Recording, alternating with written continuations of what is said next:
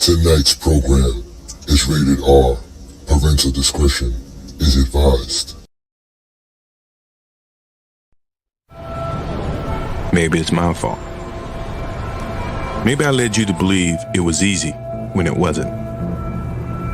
Maybe I made you think my highlights started at the free throw line and not in the gym. Maybe I made you think that every shot I took was a game winner. That my game was built on flash and not fire.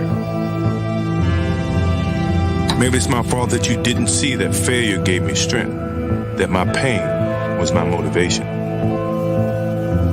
Maybe I led you to believe that basketball was a God-given gift and not something I worked for every single day of my life.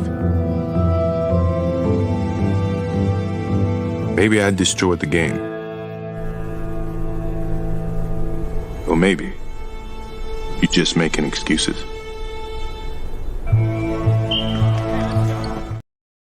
Welcome to Klutch James Kingdom. Welcome. I am Ajani the Exposer, and y'all have now been exposed by the Exposer. I appreciate it.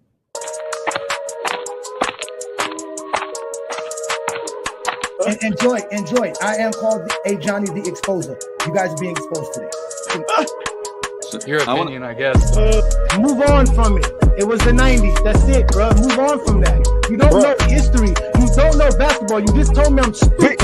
But look how stupid you look because you don't know basketball. You don't know history. You don't know jamming. You don't know schematics. You don't know coaching. You don't know scouting. You don't know drafting. You don't know nothing but that Michael Jordan's great because the media said you that, so told you to say that. I know about this report, and you are officially being exposed by the Exposer, and you're going to sit there like a man and take this just like Buddy did 2 weeks ago. Let's get ready to rumble. Hey, get your numbers out. I had to get my numbers out.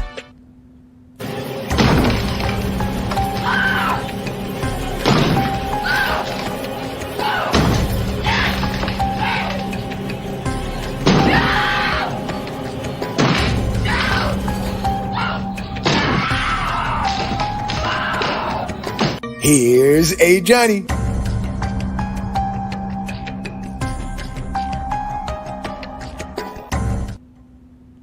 Peace and blessings, y'all. Welcome to another Friday night exposure with the Exposer. Y'all know we go straight live off the GOAT James Kingdom channel. Also multi-streaming on the FYF Sports Debate channel. So shout out to everybody who is here live with us tonight as we will have another great Friday night exposure with the Exposer. I'm your host, Ajani the Exposer, coming for y'all with everything that I got when I'm talking about the game of basketball. So tonight's show, ladies and gentlemen, we're going to be discussing what Zesty Jeffries love to talk about. Klutch Sports versus Nike. Which one of these two are the bigger propagandists in the GOAT debate? We all know that the Zesty Jeffries love to bring up Klutch Sports owns media. I was told that this week by Zesty Jeffrey that Klutch Sports owns sports media and they control the narrative in the GOAT debate and they're trying to assassinate Michael Jordan's character and legacy. These guys bring up a lot of stuff, and when I ask them to prove it, they can't. So what do? I do my research. And I come on a Friday night to bring you with what I come with. So y'all hit that like button, hit that subscribe button, become a member of the channel because it is, again, an FYF and GJK collaboration, another Friday night exposure with the Exposer. I come again to give you guys the best when it comes to talking the game of basketball. But tonight's show is not going to be about basketball because Zesty Jeffries don't want to talk basketball. They want to talk narratives. They want to say that there is a narrative out here that LeBron James is the GOAT that's trying to be pushed by Klutch Sports. Is that really the truth, ladies and gentlemen? So, ladies and gentlemen, thank you again for joining me on another great Friday night exposure. We're about to break things down. As you just saw, we just saw one of those Michael Jordan commercials, right? And within those commercials, we're going to hear a lot of the things that we hear when we talk basketball with a Zesty Jeffrey. And they're going to have the nerve to tell us that Klutch Sports is the #1 propagandist in the GOAT debate. But we all know that's lies. We all know those are lies. This is what I'm here to expose. That's why the Friday Night Exposure exists. This is why GOAT James Kingdom exists. We have to get rid of all of these lies so that we can get down to the root of what we all want to do, which is talk the game of basketball. We still a few weeks away from the season starting, so we can still talk about stuff like this. So we're going to talk about the propaganda of Nike or Klutch Sports. Because from my understanding, Klutch Sports owns sports media. But if we all know the truth about sports media, Nike is a very, very strong influence in sports. We all know it. They kept Jaylen Brown, the finals MVP, off of the USA team. They kept Isaiah Thomas off of the USA team. So we know they have influence. But how did it all start? How did Nike get all of this power? How did Nike become Nike? Well, it started with commercials like this.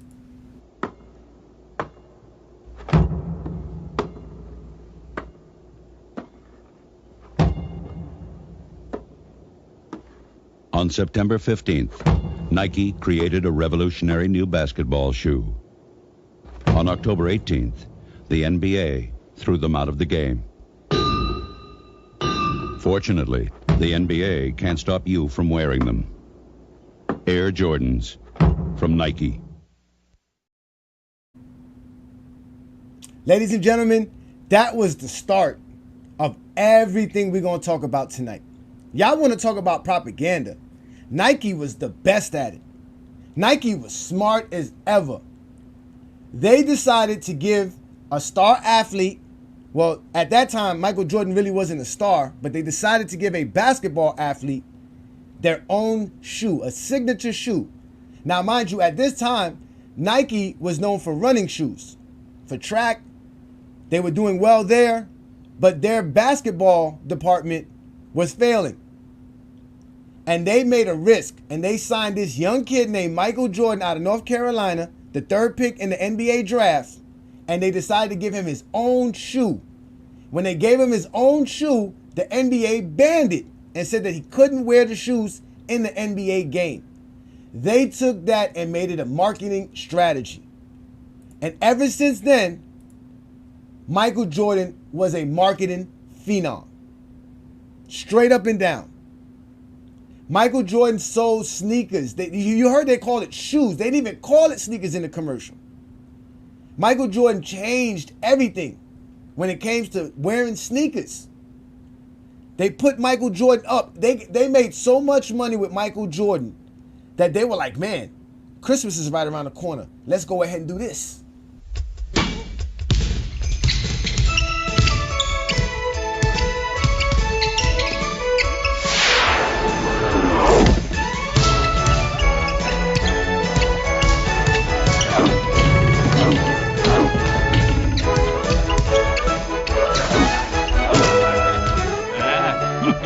Think Air Jordan this season.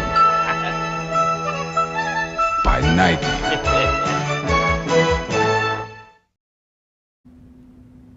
So Nike was changing the game. They were revolutionizing the idea of having a sports athlete endorse your product or being the face of your company. Prior to that, it was like boxers, tennis players, golfers. It wasn't, they were never taking a team sport athlete and putting them as the face of a franchise. That never happened before, especially somebody like a Michael Jordan, somebody that was unknown. At that time, it was Magic Johnson, Dr. J, Larry Bird, Moses Malone. These were the stars of the NBA, Isaiah Thomas, right? So here it is, a young guy, a rookie, is selling a crazy amount of shoes. I mean, Nike was supposed to make $3 million with the Michael Jordan shoe brand that first year. They made over $120 million the first year with Michael Jordan shoes. It was ridiculous. It was ridiculous. The amount of fame and propaganda that went along with the Michael Jordan shoe brand and the Nike brand became a true phenom throughout the 80s. It was big time in the 80s. And Nike was revolutionizing how we talked about the actual athlete and sports and everything. And they were targeting a new consumer. This is the 80s now. You guys got to understand the 80s. Then we're talking about rap music being introduced to the world. This is a revolutionary movement. Black kids in the inner cities wearing sneakers instead of wearing normal shoes, wearing jeans, having their own fashion, creating a whole new movement. And Nike ran with it. Nike ran with it. They had a star athlete, right? And they ran with it. And they used these sneakers as a way to promote Michael Jordan as this great phenom in every aspect of it. Now, mind you, nobody's watching Michael Jordan play, because remember, it's the 80s. So instead of watching Michael Jordan play, you know what you would end up seeing Michael Jordan most likely? You would see Michael Jordan in one of these commercials. Yo, Mars Blackman here with my main man, Michael Jordan. Yo, Mike, what makes you the best player in the universe? Is it the vicious stunts? No, Mars. Is it the haircut? No, Mars. Is it the shoes? No, Mars. Is it the extra long shorts? No, Mars. It's the shoes then, right? Nah. Is it the short socks? No, Mars. Money's gotta be the shoes. Shoes. You sure it's not the shoes? I'm sure, Mars. What about the shoes? No, Mars. Money's gotta be the shoes. It's gotta be the shoes. They went and grabbed Spike Lee, right? Which at the time, right, had came out with Do the Right Thing, which was a critically acclaimed film. This was a black director of a film around black life, black culture, based on racism and everything. Big film in the late 80s. Critically acclaimed film. And they used this young guy, Spike Lee, to do these Michael Jordan commercials to attract this new audience, this new group of people, this new consumer, like we talked about with Nike, right? Nike was smart. They were revolutionizing the idea of a product. They attached a product to a human being. That was never done before, not to this magnitude. Michael Jordan became a phenom. You want to talk about propaganda? This is propaganda at its finest. All based off of the idea of selling some shoes, just selling some sneakers. Now again, we're still in the 80s. A lot of y'all didn't see Michael Jordan play. You only saw highlights. You heard the stories. You already know he's popular because the NBA had to ban his shoes. He must be great. You banned his shoes. How great is somebody if you're going to ban his shoes? Then you go get Spike Lee and you do commercials like this. That remember, these are all 30-second commercials, y'all. Remember we were talking about television. This is the 80s. These are 30-second ads.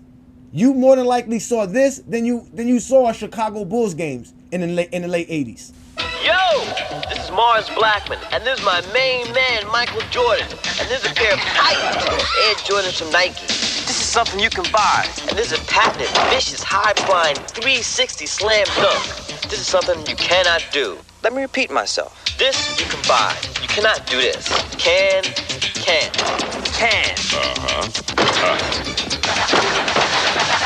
No!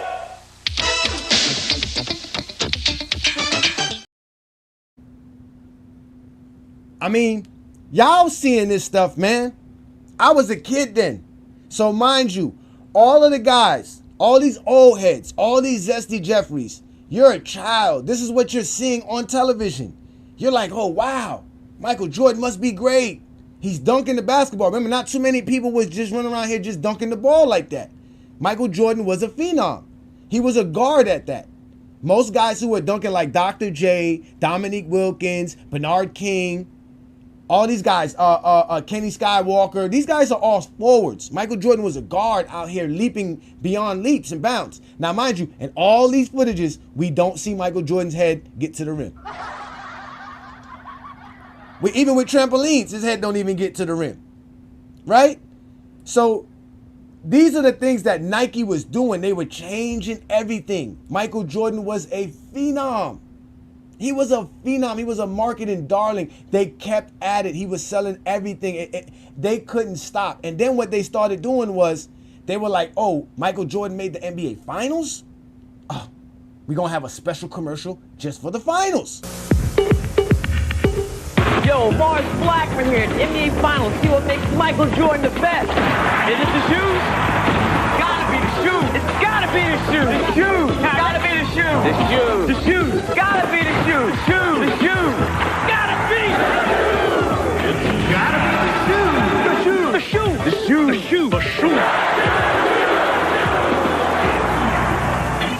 Got to be the shoes.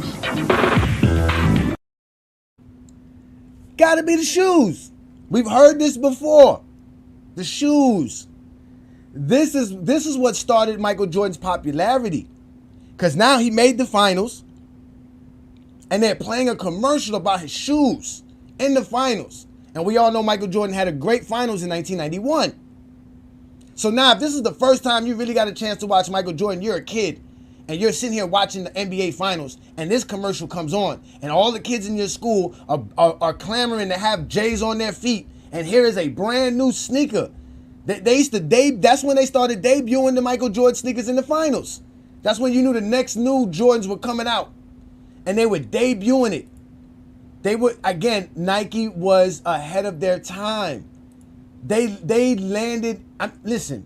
landed a true diamond in the rough when they decided to give Michael Jordan his own sneaker.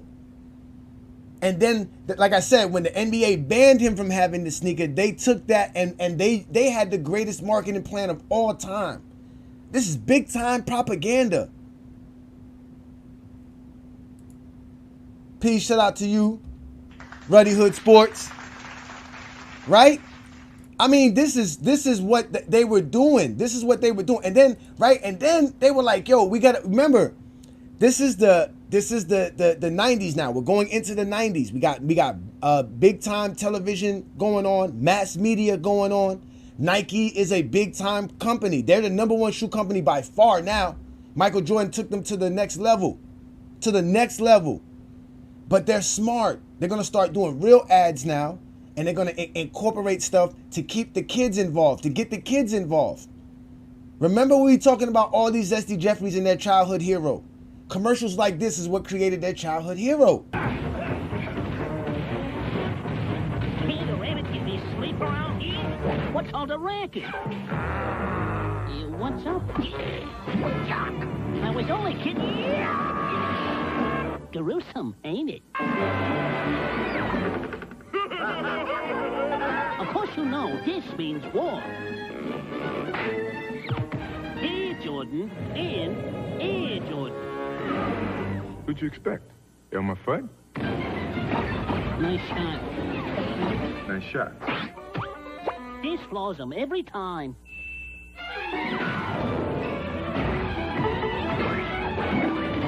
Yoo-hoo!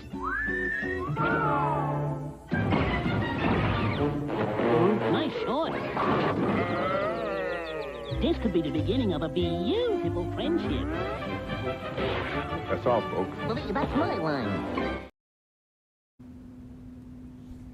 That's big stuff right there. Bugs Bunny's the next biggest thing to Mickey Mouse. When you're talking about cartoons, animation, especially back then, that's when they started putting the animation and people in films and stuff together and videos together. So now you got Michael Jordan with Bugs Bunny, the big time. I mean, this is big time things. This is when he was doing the USA team. This is when they went global with everything. Nike took this and was like, oh, we're gonna make this real big. We're gonna do this real big. They went and I don't know what Jordans those are. I think those are the 9s, if I'm correct.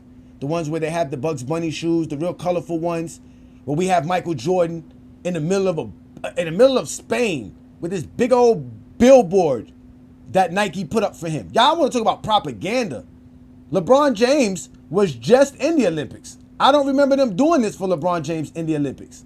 Does Klutch Sports have enough money to do a billboard like this for LeBron James? Because for some reason, they're not doing that. Right? And this was a perfect ad. They even went out with Michael Jordan and they did a little promo ad where they took Michael Jordan, right? And they went out and he went to the Coliseum or the area where they were going to play, and they were going to show him around, and he was in this outfit that fit the sneakers. He's actually in this photo somewhere. You just can't really see him, but look, it doesn't matter. He has this big billboard, so the entire world is in Spain to watch the Olympics, and what they're going to come across is this big Nike billboard of Michael Jordan, who can't get his head at the rim, and his sneakers. And there's no other athlete that's getting this type of promotion and pub like this. There's nobody out here doing, nobody was getting nothing like this. Y'all want to talk about propaganda and controlling the media. This is what controlling the media is. Nike is the best at it. So y'all gonna tell me Klutch Sports paid for this? Did Klutch Sports pay for LeBron James to be the flag bearer in the Olympics? Because this is the biggest moment for LeBron James besides winning the gold medal. I don't see Klutch Sports paying for this. He don't get voted for this because Klutch Sports is paying for this.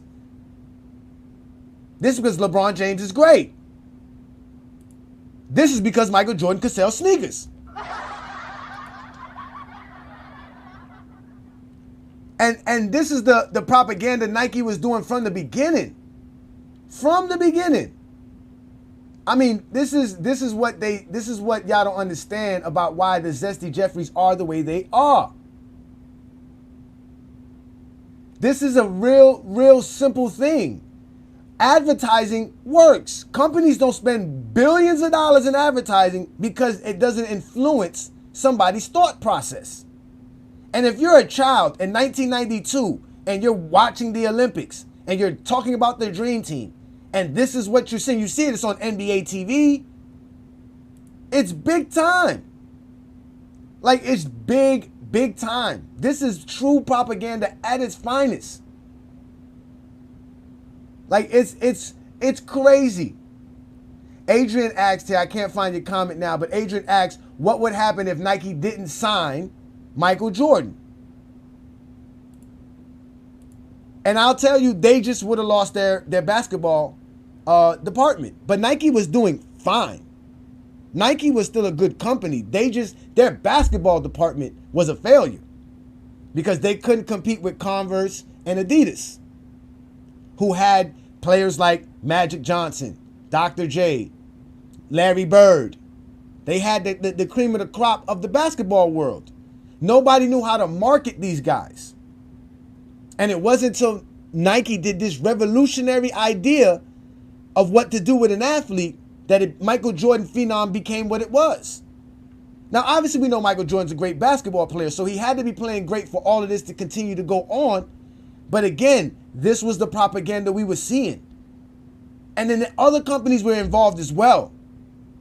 They were falling right in line with it.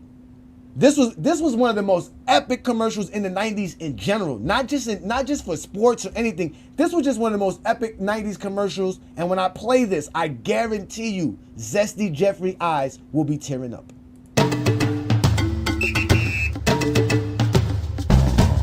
Sometimes I dream that here's me. Got to see that's how I dream to be. I dream I move. I move. I dream I groove like Mike. If I could be like Mike, I wanna be like Mike. like Mike. If I could be like Mike, Be like Mike. Be like Mike. Oh. Be like Mike. yeah, I try. Just need to fly. Just one day if I could be that way. I dream I move. Dream I groove like Mike. If I could be like Mike, I wanna be like Mike. like Mike. If I could be like Mike, Oh, be like Mike. like Mike. If I could be like Mike. Man, that was a fucking great commercial, man. Fucking Gatorade made the fucking epic commercial ever. And I believe this came out around the time the Lion King movie was out. And the Lion King was a big movie, y'all. And if y'all don't hear it, pay attention to the song again. You can't tell me you don't hear fucking Simba running around in the trees and shit like that, listening to the song like this. Sometimes I dream that here's me. Got to see that's how I dream to be. I dream I move. I move. I dream I groove like Mike. If I could be like Mike, I wanna be like Mike. like Mike. If I could be like Mike, Be like Mike. Be like Mike. Oh. Be like Mike. yeah, I try. Just need to fly. Just one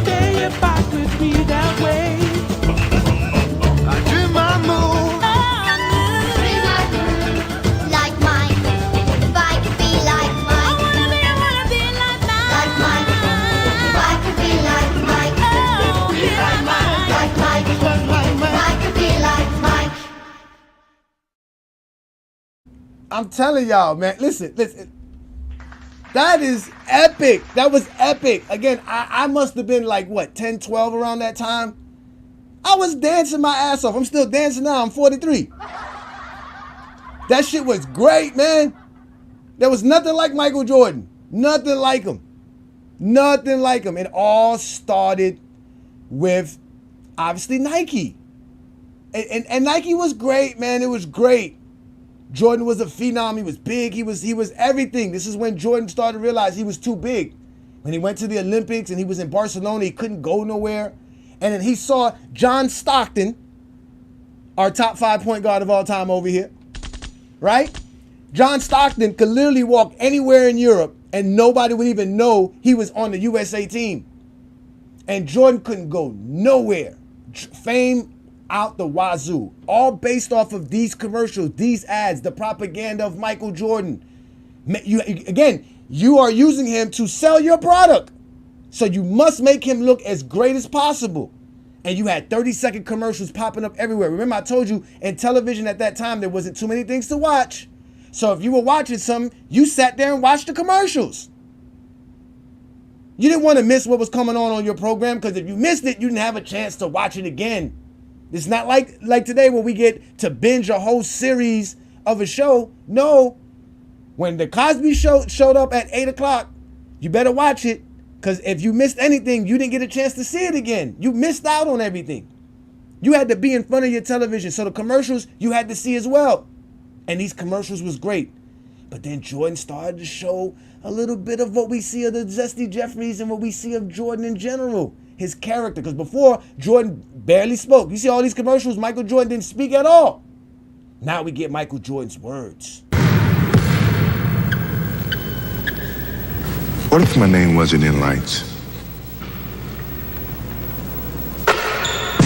What if my face wasn't on TV every other second? What if there wasn't a crowd around every corner? What if I was just a basketball player? Can you imagine it? I can. What? Jordan, you are just a fucking basketball player. The hell are you talking about? This is where Jordan's head got really, really large.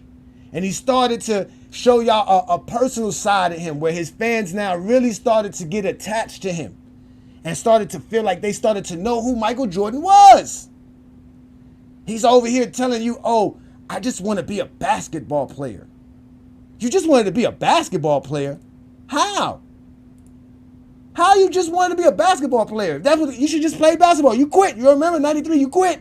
Could have played. You could shut the fuck up and play just like you were doing before. But no, Jordan, you have a brand and a reputation to keep up with.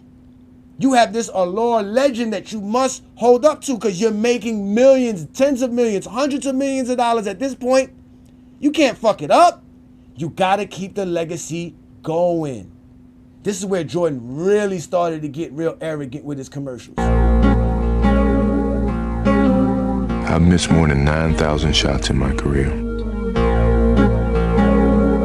I've lost almost 300 games.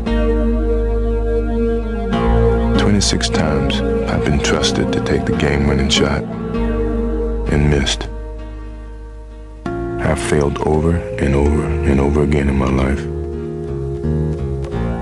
And that is why I succeed.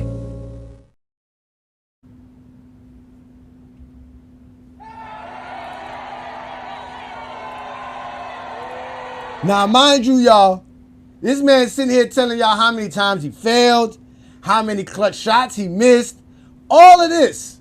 Remember, y'all, these are the kids growing up watching all of these Michael Jordan commercials. We're a decade in. This is late in Jordan's career. I think this is late 90s. This might even have been when Michael Jordan was in Washington, if I'm correct. This might even be the 2000s commercial, if I'm correct. Again, I'm old. This is some old shit. I'm taking y'all back, showing y'all some real shit. But Michael Jordan was a phenom, man. He was a marketing darling. They loved him. You could put Michael Jordan on anything. You can put Michael Jordan on anything. And it was going to sell. He had colognes. He had commercials. He had cartoons. Michael Jordan had everything. They anything you could put Michael Jordan's face and name on, they tried, and it sold. And people were making, everywhere. Now remember, he was on Gatorade commercials. He was on Nike commercials. They were revolutionizing the idea of marketing. They were coming at a new consumer, right? They were targeting a younger audience, a more hip audience. Hip hop is popular around this time. So remember, they were using Spike Lee commercials. They were getting all this involved. And then they went and then obviously this is another company, right, that we have to talk about because this was a very big company going into the 80s, into the 90s, which was McDonald's, right? McDonald's was known as a kid's place.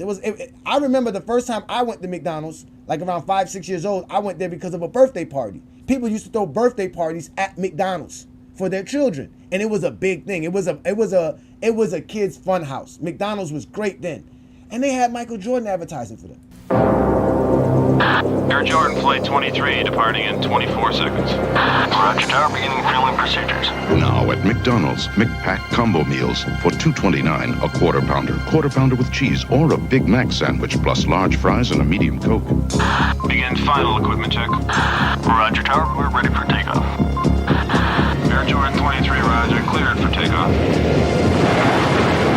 McPack, fuel for Air Jordan. Woo! Now I know out of everything we just saw right there, y'all saw that there was a McDonald's meal for $2.29. I don't even think you can get a small French fry right now for $2.29. An apple pie probably costs more than $2.29.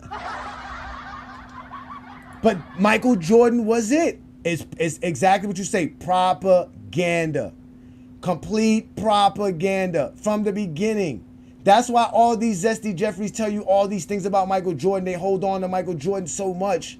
They love him so much. Man, they even gave Michael Jordan his own sandwich.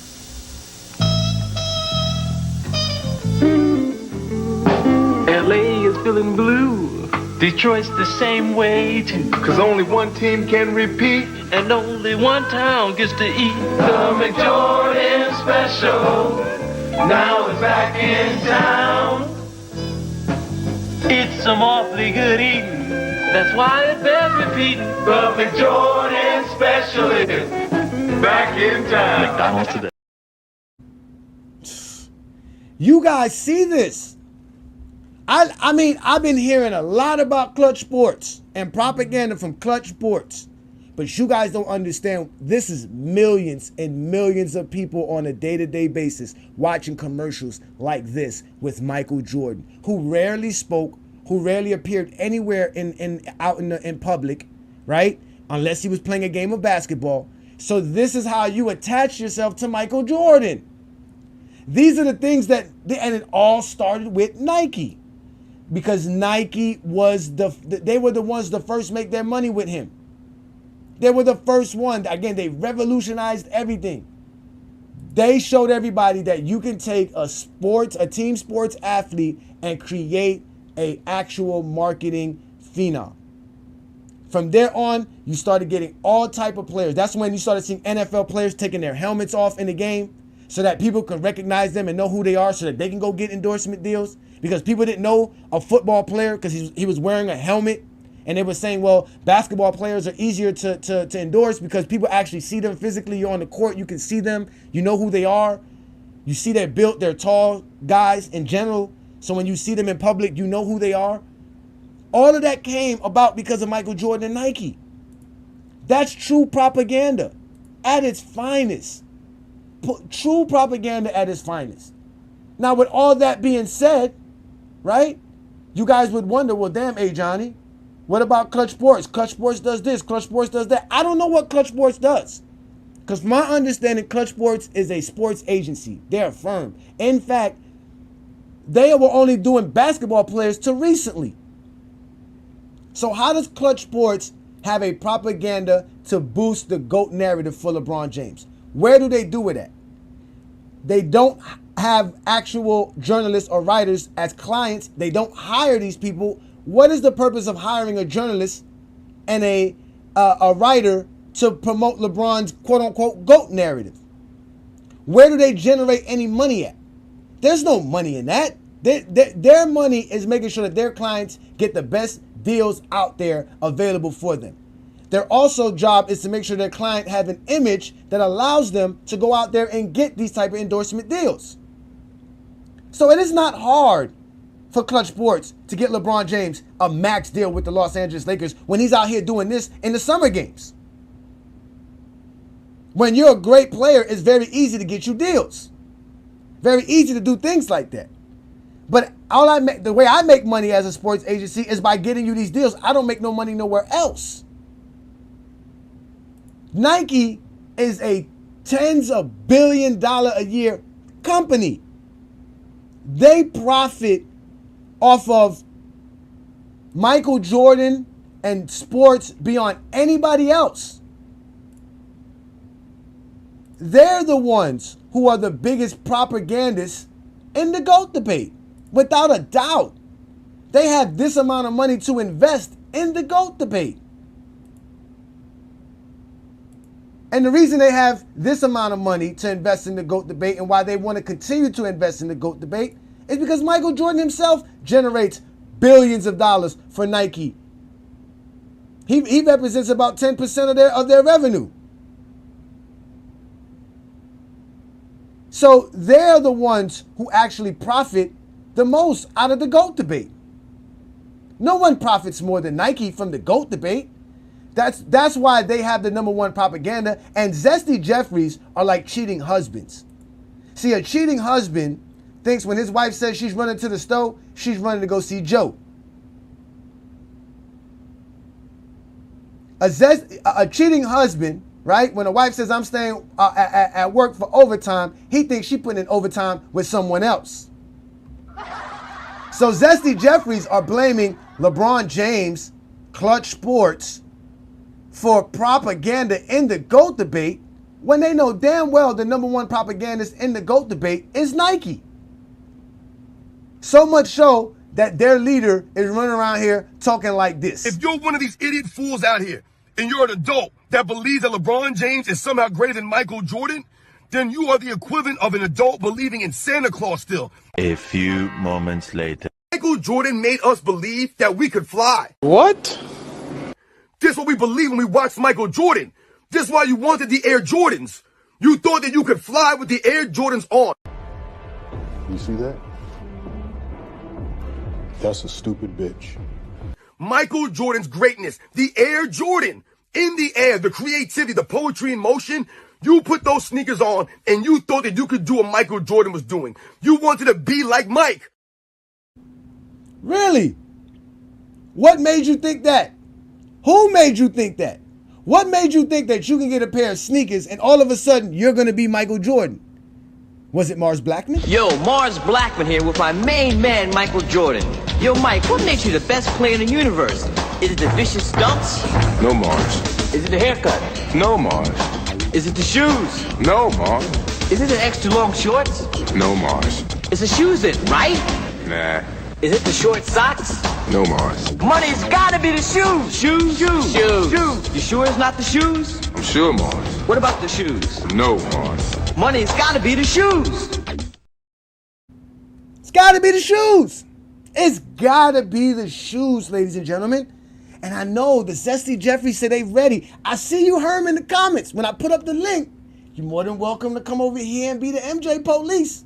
Because y'all already know the MJ police needs to save these Zesty Jeffries. Because I'm out here exposing them for real. They don't understand this. They really don't understand what's going on. But I'm giving y'all facts. Y'all think I'm lying. Okay, well, tell me why the fuck Nike puts this on Jordan sneakers.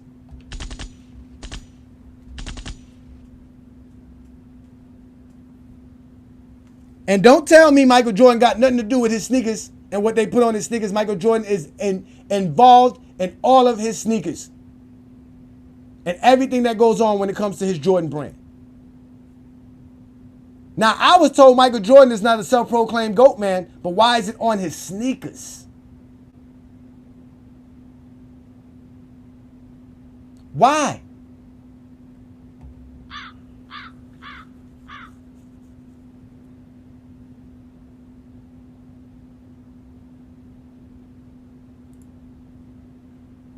I'm telling you, y'all better go find the MJ police. My name is Sergeant Frank Drebin, Detective Lieutenant Police Squad. I was in the middle of getting my car washed when I heard the call over the police scamp. Have you seen this man? Calm down, son. It's just a drawing. I'm telling you, ladies and gentlemen, this is what they don't like to talk about. This is why I would rather talk basketball than talk this. But I got to expose Zesty Jeffries all the time for lying. Lying for no reason at all.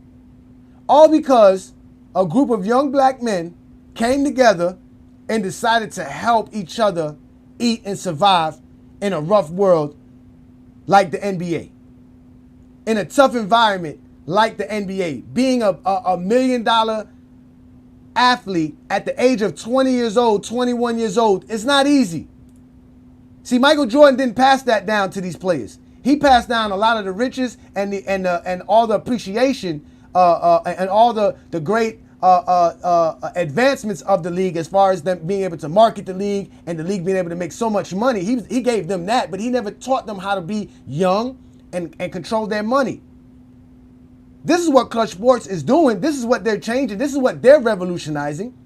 They're changing how athletes can control their brand and how athletes can become bigger than just the athlete. Y'all remember, Michael Jordan was running around here crying to everybody like this.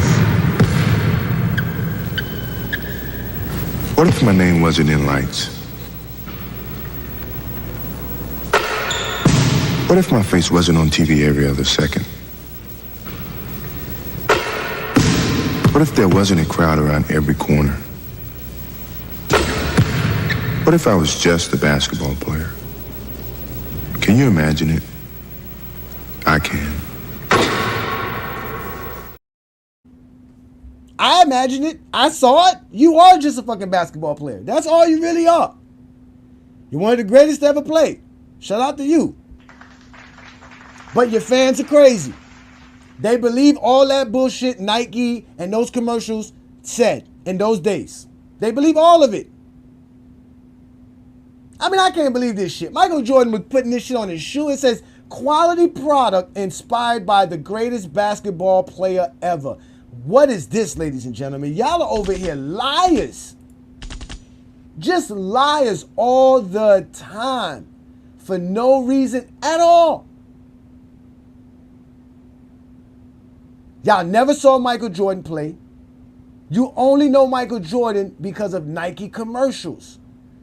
Because of commercials like, you know what I'm saying? Commercials like this.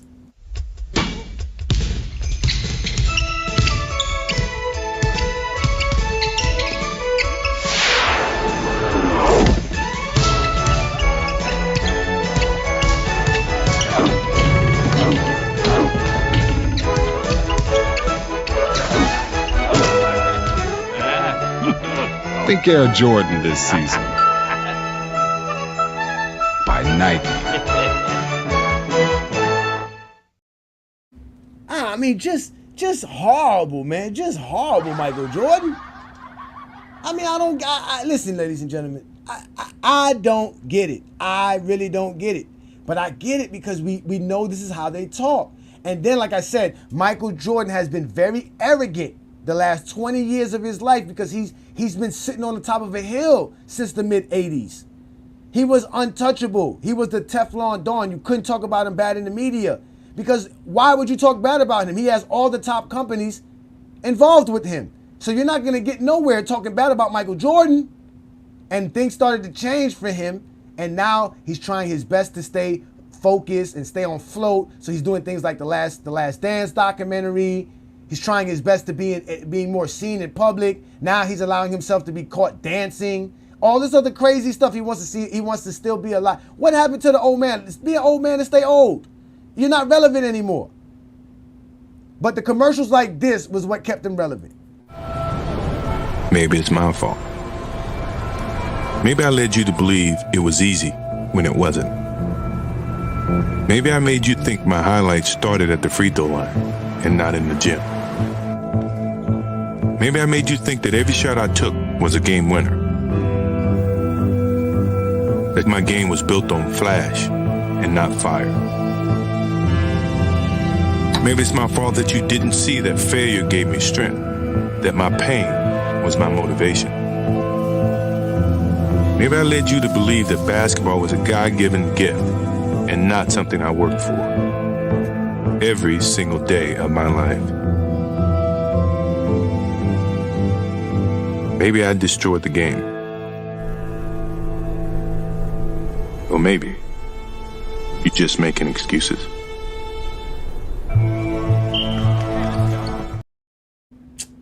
Nigga, please.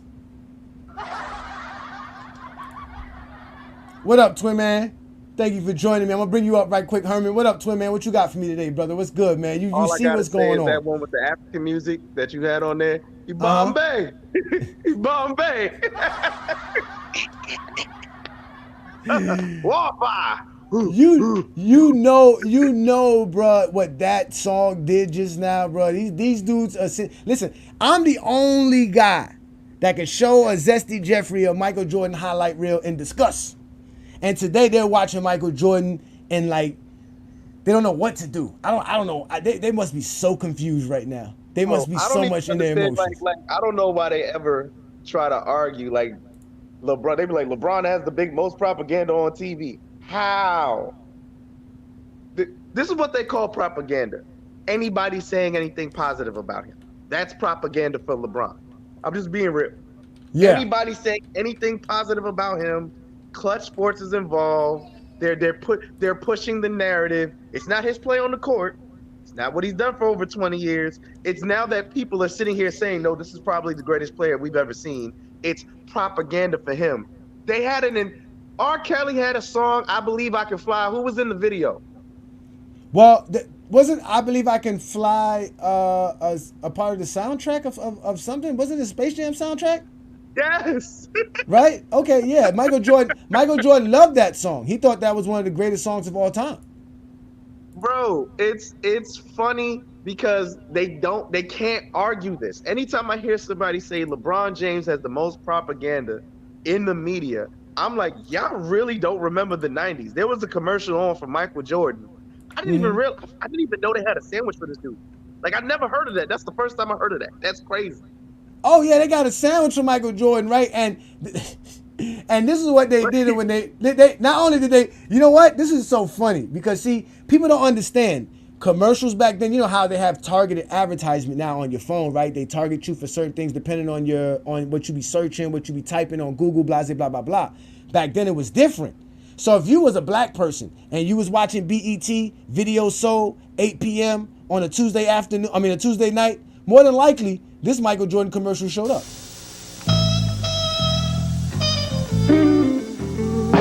LA is feeling blue. Detroit's the same way too. Cause only one team can repeat. And only one town gets to eat. The McJordan special. Now it's back in town. It's some awfully good eating. That's why it bears repeating. The McJordan special is back in town. McDonald's today. Yeah, the Jordan special, the McJordan sandwich. Special, bro. The McJordan sandwich at a limited time only. How many of you Zesty Jeffries were begging your parents to go to McDonald's so you can get a McJordan? Well, we all know they like to, eat Jordan's glizzy, so we know they don't mind the sandwich. But let me let Herm up right quick with any last words you got for them two men. He's in the back fuming right now, bro. He's in the back. He's in the back fuming, but it's all right. It's all right. It's all right. He's a part of the MJ police. He's gonna come and check. Yeah, alert. He's coming in.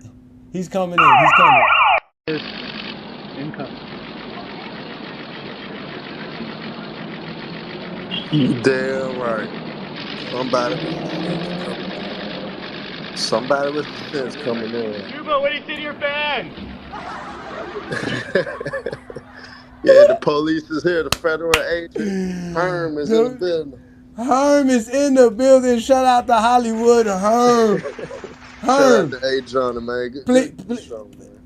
Please tell me you wiped a little tear out your eye when you saw that Gatorade commercial. I know you did. I know you Hell did. no. I guess me understand the business though. Me understand the business. They both was coming up together. So at the end of the day, they invested. They went all in with Mike. Mike went all in with them because Nike. Nobody didn't give a damn about Nike in the '80s, so they had to go all out. So they took gambles and it paid off. End of the day, I put a link in the private chat, you know, and it was a very rare commercial that people forgot about of for LeBron James as a rookie. And guess who's talking? One of the best speakers of all time, and Bernie Mac.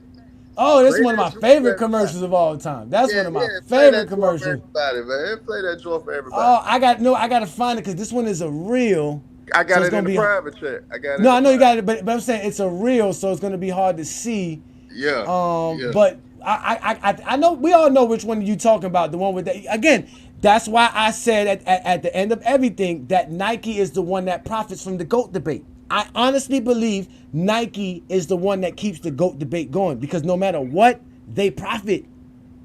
You got Michael Jordan in one hand who's automatically making you all kind of money for you. And LeBron's second behind him in basketball.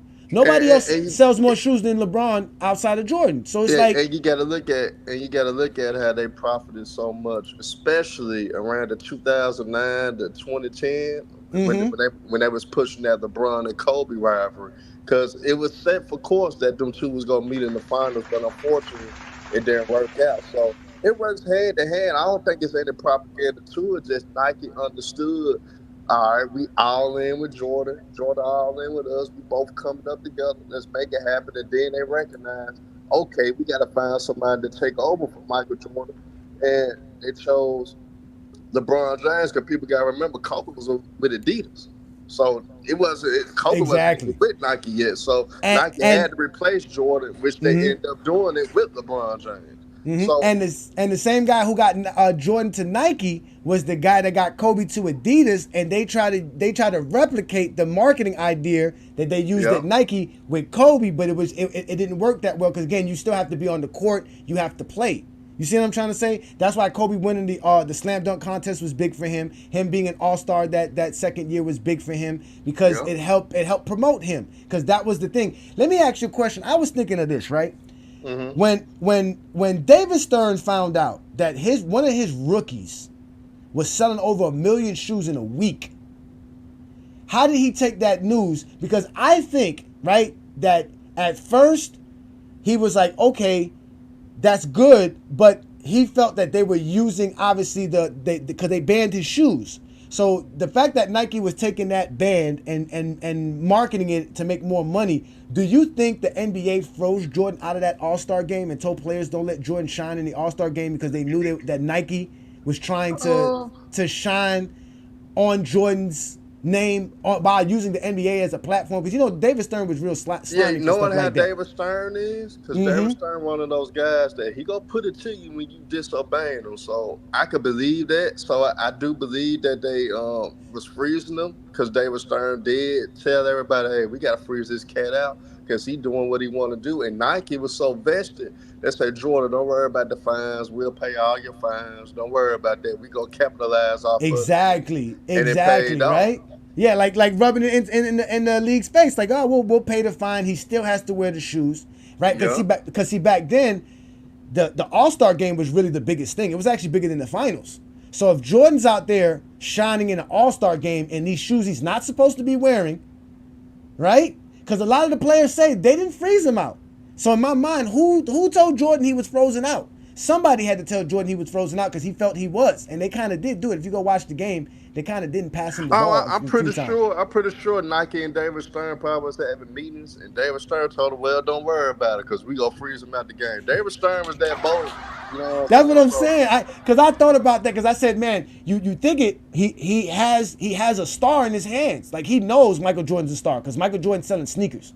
Nobody thought sneakers could be sold. Michael Jordan's selling sneakers by the boatloads. So what else can Michael Jordan do? You understand what I'm trying to say? Let's market them correctly. But I think that Nike promotional ad, which was really smart by them. If y'all don't know what I'm talking about, let me show y'all what I'm talking about. This is the Nike ad that basically sparked everything.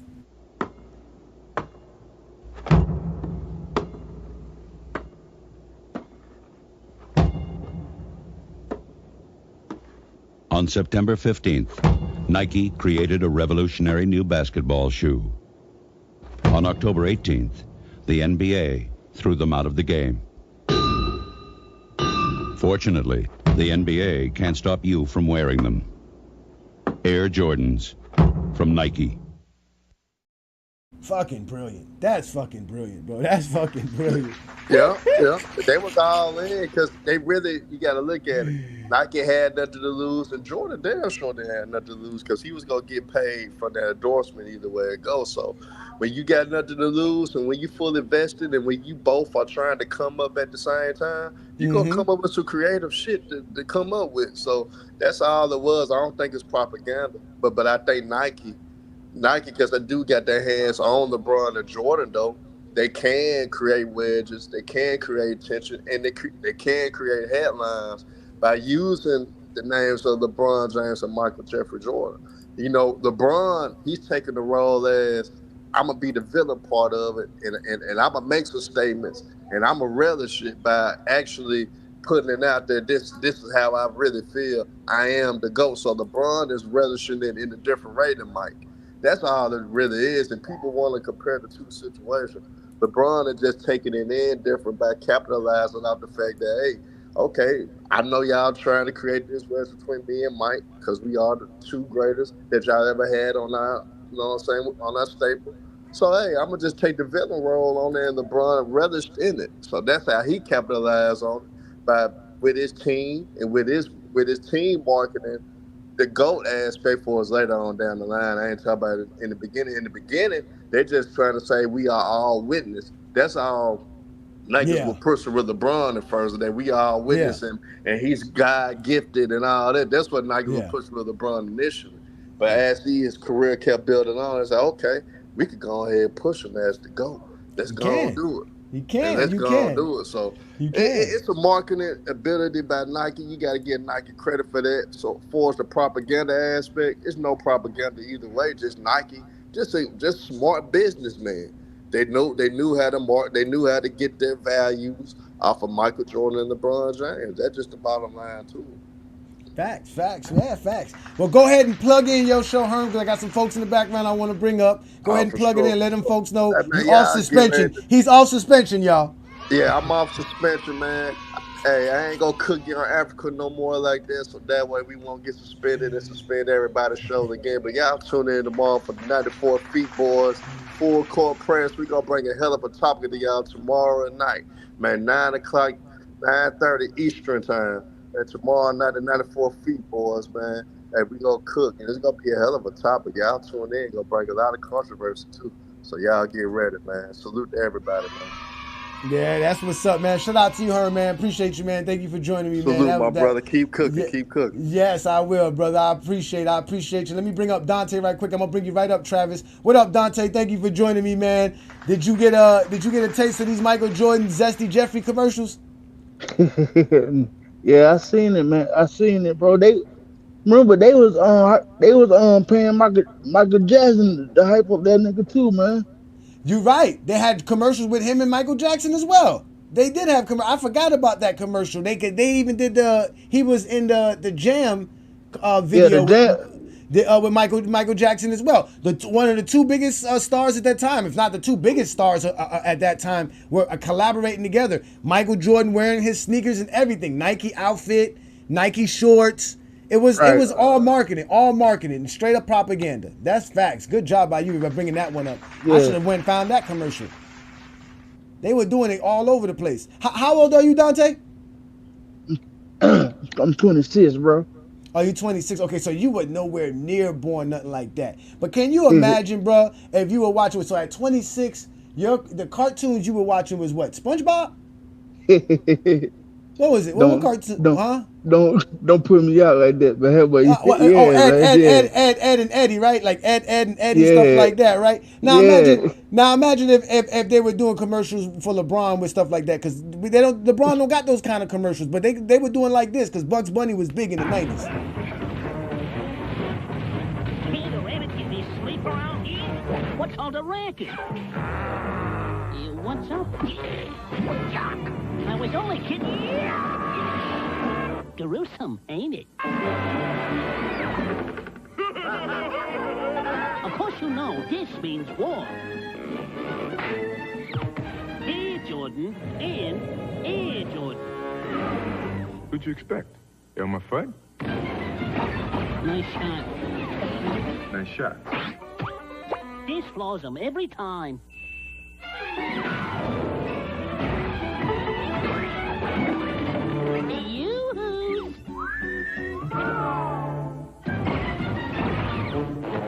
Nice shot.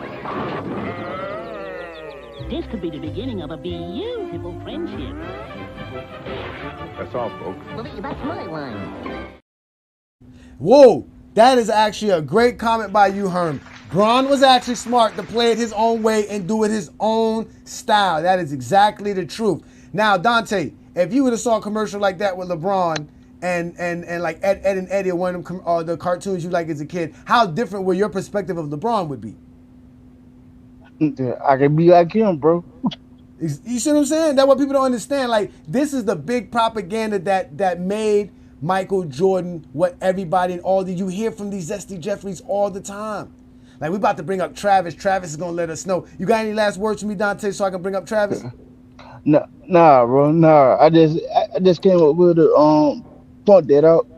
Nah, I appreciate you, man. Thank you so much for supporting us here. Looking forward to seeing you on Sunday's show as well, my friend. Yeah. Thank you so much. Thank you so much. Let me bring up Travis in the building. Shout out to you, Travis. Travis is here. Now, Travis, I know for a fact you were touched and you were deeply emotional after watching this. Sometimes I dream that here's me. Got to see, that's how I dream to be. I dream I move. I dream I groove. Like Mike. If I could be like Mike. I wanna be like Mike. Like Mike. If I could be like Mike. Be like Mike. Oh. Be like Mike. Yeah, I try. Just need to fly. Just one day if I could be that way. I dream I move.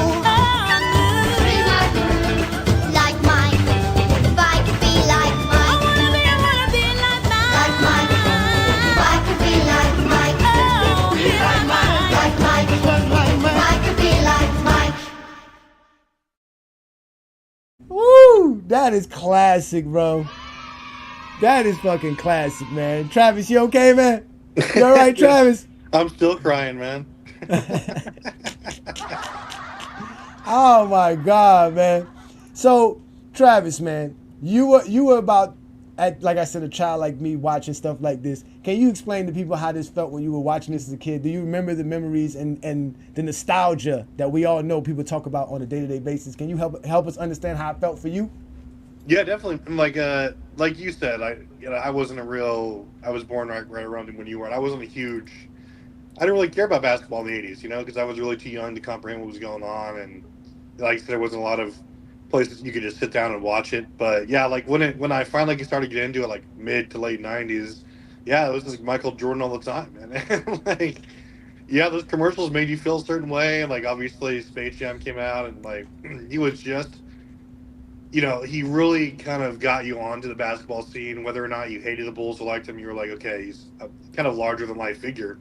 Mm-hmm. And it worked so well though because he was playing like 82 games all the time, because he was available, because he was, he wasn't always obviously winning every single title, but by the time, they marketed Magic and Mike and Larry like a little bit the same way, because they had to save the league, and Mike kind of took that torch from him.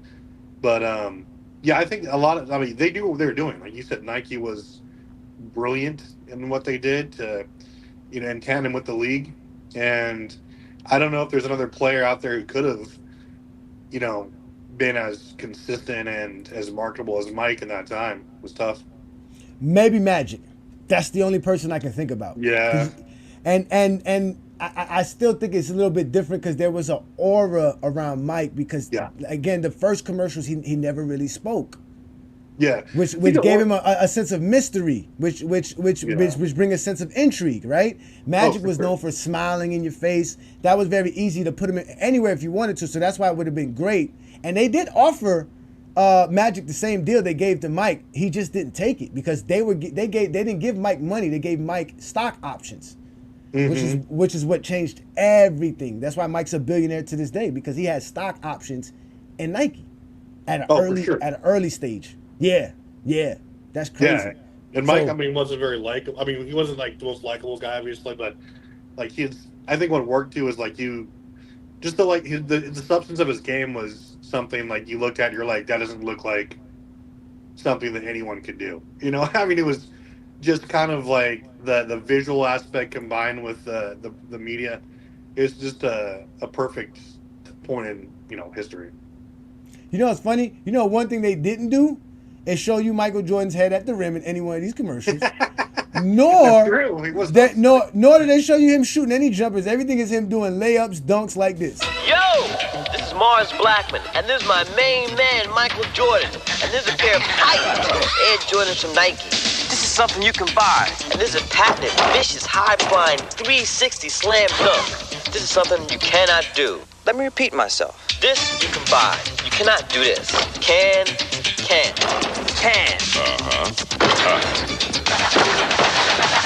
No!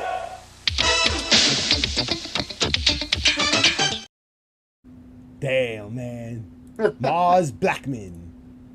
That was what it was about, man. Nike was brilliant at it. So obviously the biggest propaganda and the biggest propagandist is Nike. They're the ones who profit from the GOAT debate the most. They're the ones who keep the GOAT debate alive because they're the ones who profit from the GOAT debate more than anybody. No one profits from the GOAT debate more than Nike. Yeah, and that's just the facts. To be fair, there's not a lot. He's had his commercials, but yeah, it's nothing like it was then. Like, you really don't see like this huge media push for LeBron to be the GOAT. There's times where you can, but it's like, it's because the NBA is like, there's a focus on like a lot of players, a lot of different teams now. And, LeBron I think they're just tired of him because he's been in there doing his thing for so long.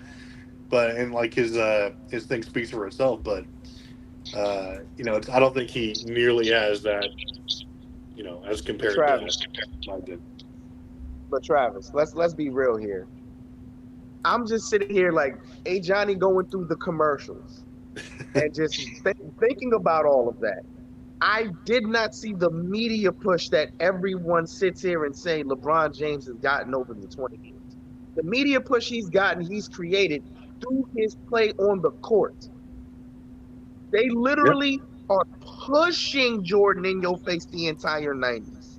And then it doesn't help that you have the media who's literally calling him the greatest player ever. So you're compounding this with the media campaign for the sneakers, which is his face everywhere. McDonald's, his face everywhere. He has a movie. There was a cartoon. Think about it. You remember what was that video game? NBA Jams. Jordan wasn't on that though. Yes, he was. No, he wasn't.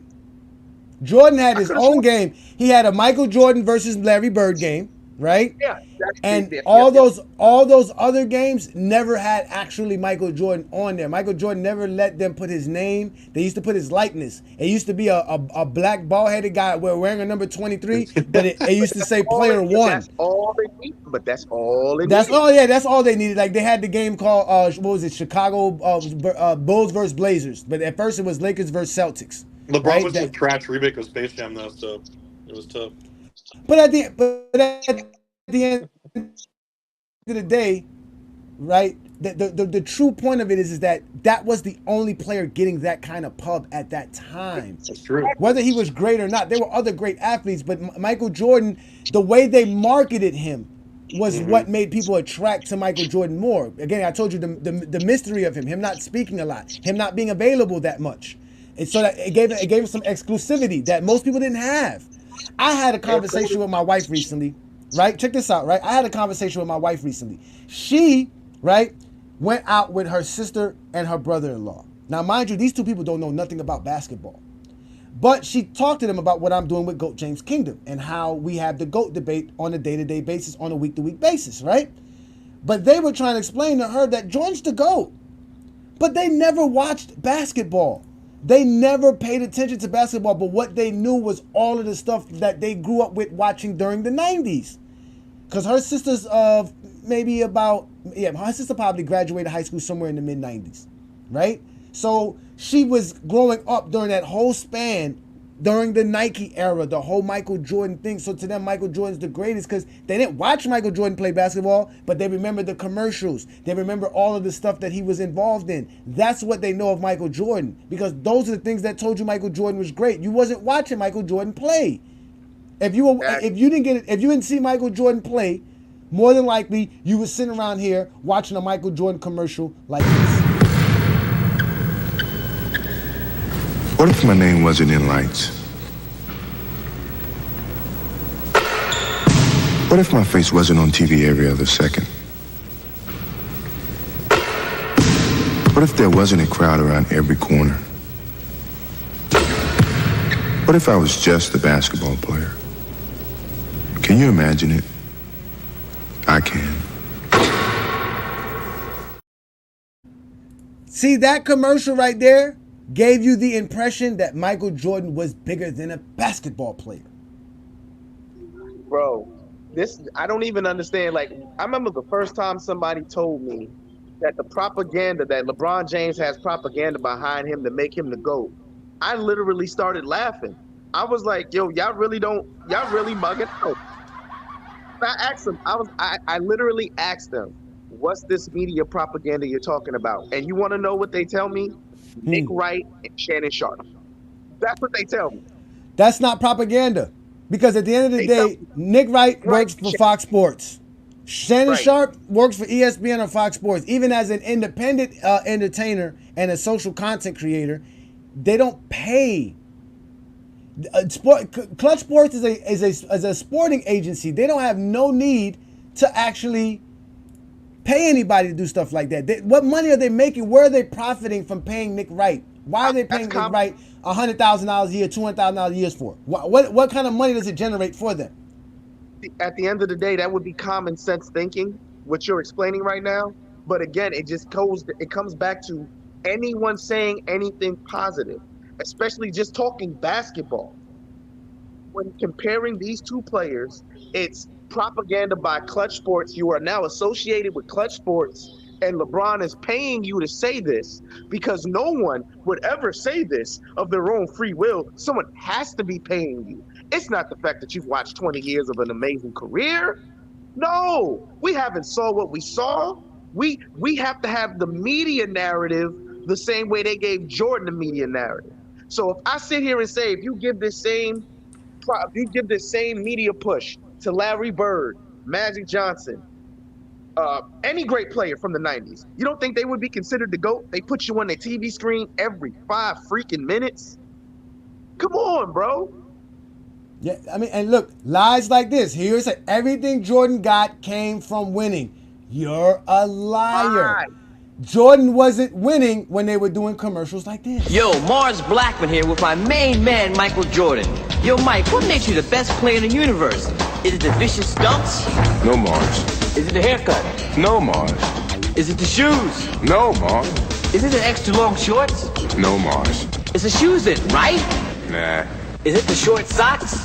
No, Mars. Money's gotta be the shoes. Shoes. You sure it's not the shoes? I'm sure, Mars. What about the shoes? No, Mars. Money's gotta be the shoes.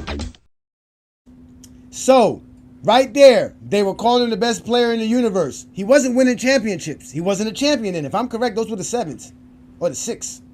I don't even know the Jordans like that, but I know those are not the 91s Jordans. He wasn't a championship then. He wasn't a champion, but he was getting promoted. I got a new person up here. Let me bring y'all down right quick so I can go ahead and bring this gentleman up because I want to see what he has to say. Give you guys a second here.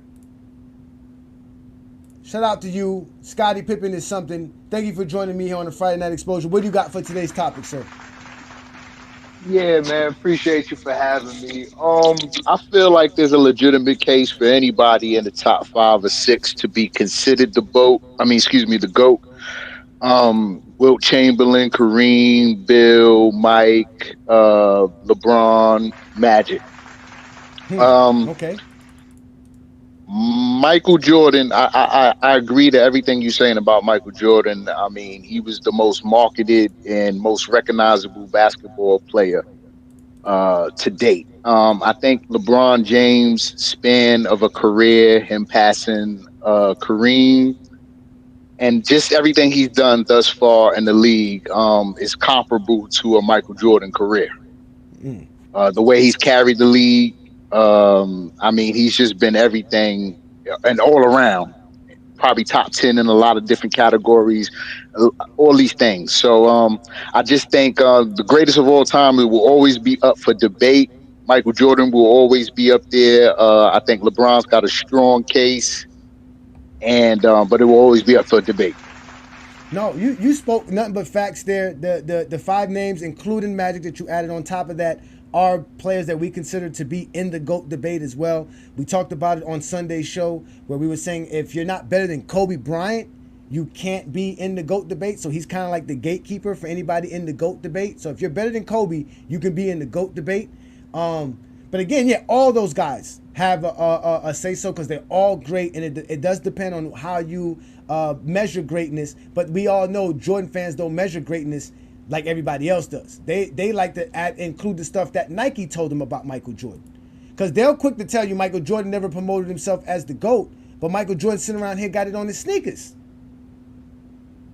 So, you know what I mean? Like why are you lying? Why can't you just say Michael Jordan's great? Why can't you just talk about his game in that sense? Because in reality, Michael Jordan's game is not enough to be the GOAT. It's his aura. It's his persona and his character that made him who he is, and that's a part of the GOAT debate for them. They have attached themselves to this idea that Michael Jordan is greater than a basketball player. He's larger than life. And that is what they want to include, but that doesn't work for everybody. Not everybody has the same vision of Michael Jordan. I never saw Michael Jordan like that as a kid. Even though I liked the commercials and I saw the stuff of Michael Jordan, but I still didn't think of Michael Jordan like that. Like I just knew he was just a regular guy. But they can't help themselves. To them, that's disrespectful. Because as a kid, you could just imagine watching these commercials and thinking to yourself, my God, this guy got to be great. You're very gullible. You're very naive at 10, 11, 9, 8 years old watching these commercials. Right. You see what I'm saying? Yeah, absolutely. I think that's the, it's a long time since Jordan's career in his era. There's a whole new generation, of people. And I think the younger generation, that wasn't their time of watching them play and be great. You know what I mean? You may have seen and heard or may not have, really swallowed the gravity of who he was. I mean, it wasn't just the aura and everything. It was the skills. It was the things that he did all throughout his career, through the championship run. That held up basketball after the Magic and Bird era. He conquered Magic and Bird or surpassed them and then held the torch as the individual player in the NBA up until LeBron James. That's their problem right there. Once you start mentioning GOAT James and all he's done, that's when they start getting really upset. I got one coming up behind you. You got any last words, brother? Because I appreciate you. You definitely brought some great takes here, man. You got any last takes so I can bring up somebody else? Because I got some folks in the background that want to talk as well. You can stay in the background because I'm going to bring everybody up shortly, but I like to do one-on-ones like this so we can have a great conversation. I appreciate you. You have anything else, though, brother? Absolutely. Nah, not at all. Carry on. I appreciate you for having me. Nah, thank you, man. Looking forward to seeing you again on another Friday night. Let me bring up Ishmael, and then I'll bring you up, buddy. And we got Brandon Katz is in the building. Wall Street Brandon is here, ladies and gentlemen. Let's let Ishmael in. What up, Ishmael? What you got for me today, brother? Hey, what's up, Ajani? Two things. First thing is, I've been trying to get Michael or Mikael Williams up in here. I don't know. He's having a hard time. Yeah, he He's a said he's trying to liar. click the link. He said He's he is. lying. He's lying. You click the link. A dozen of people click the link. The link is available. Even Mr. All Gravy's up in here saying he wanted to hit the link. They don't want to get exposed. This is being recorded. This is available for me to make a funny video. Your dumbass coming up here saying something stupid. They don't want to say something stupid because they're not as good as Nike when it comes to making commercials like this. I've missed more than 9,000 shots in my career. I've lost almost 300 games. 26 times I've been trusted to take the game-winning shot and missed. I've failed over and over and over again in my life. And that is why I succeed. Remember, Willie said that in the show last week that Michael Jordan was great because of all his failures. That's what made him great. That, again, he got it from these Zesty Jeffrey commercials. Oh my God! Is this your first time seeing these commercials, Ishmael? Because I know you wasn't. I think I've seen like one or two of them, and I did see the Spike Lee commercial because I looked it up and stuff, and I'm kind of a fan of Spike Lee movies, so I am aware of that. I would say, I'm not really surprised. It's just I'm kind of like I'm trying to see here like what people say about Klutch Sports because I see what you're saying. It's like, do they really have? If they're really advertising for the GOAT debate, like shouldn't they do it on a bigger scale, like having commercials and having like really advertising it instead of just having media personnel? What is the purpose of it though? You're a business. Your job is to generate funds. You don't waste money. What is the purpose of marketing or creating a narrative for LeBron to be the GOAT when LeBron's already $1 billion endorsed athlete? Yeah. There's nothing about LeBron being the GOAT that's going to generate any funds or money for Klutch Sports. But it does for Nike because this is how much money Nike makes. Nike made $50 billion in 2023 as a revenue. This is just from them selling shoes. They made $33 billion. They made $50 billion in revenue last year. They are the ones who profit from the GOAT debate. No one else. If anybody's the biggest propaganda, it's Nike, including for LeBron. I'm not going to say they don't promote LeBron as the GOAT because it only benefits them. Whoever wins, they win. It's a win-win scenario for Nike. How many people, like, I mean, anything that has to do with LeBron James, like if somebody says it's the GOAT, then they're going to say they're a part of Klutch Sports. And I would just think that Klutch Sports would have been filed for bankruptcy at this point if it was paying all these people in order to just claim that LeBron is the GOAT, you know what I'm saying? So I just wonder, like, the only people I know that's really part of Klutch Sports is Nick Wright and Chris Broussard, but Chris Broussard, he doesn't have LeBron James as a GOAT. He thinks Michael Jordan is the GOAT. But what do you mean apart? How is Chris Broussard and Nick Wright apart? What do they do for? I think they're working for Klutch Sports. That's from what I understood. Work what? Do what? What is their job title? What is their salary? For what? What are you paying them to do? I don't specifically know. That's what I'm saying. There's nothing for them to do. They like Chris Broussard has said that he is a part of Klutch Sports. But I don't know specifically. He never said he was a part of Klutch Sports. He never said that I am employed by Klutch Sports. He says I am a representative of Klutch Sports. Meaning I just like you support GOAT James Kingdom. You're a representative of GOAT James Kingdom. You're not a part of GOAT James Kingdom. You understand what I'm trying to say? He works for Fox Sports. When he shows up every morning, they have a program director. They have a producer. They have writers. They got a script. That's what got Rob Parker fired. That's what Gilbert Arenas was making fun of Rob Parker. You can't even keep with the script and you still got fired? Yeah. That Klutch Sports has nothing to do with that. Right. Nothing to do with that. That's what you understand what I'm trying to say? That's how simple-minded these guys are. Because they believe silly commercials of Michael Jordan. Silly shit. that have nothing to do with reality. Watch when Brandon come up. You got any last words? Because I want to let Ruddy Sports up. That's and I got pretty some. much it. I'll probably come on later if you open the panel. Yeah, I'm gonna open up the panel. But I gotta have my little one-on-ones. Let me let Ruddy Sports in. I appreciate you. Thank you so much, Ishmael. You are great. Ruddy Hood Sports, thank you for joining me, bro. What you got for today's topic, sir? What's good, man? What's good, chat? Hope everybody's chilling. Hope everybody's doing good. I just wanted to say that, so I grew up on watching Michael Jordan. The only thing I can remember as a kid was his second three-peat, most of all 97, but definitely 98. I remember watching that season. I remember watching those finals between Jordan and the Utah Jazz. That's how I found out about Karl Malone and all that type of stuff. My dad was a very, very big Jordan fan. So with me, Jordan was the greatest of all time. It didn't happen until about 2016 where I felt like LeBron was the greatest of all time. And it was only because of what he did. It was because of that 73-9 team that he had lost to the previous season.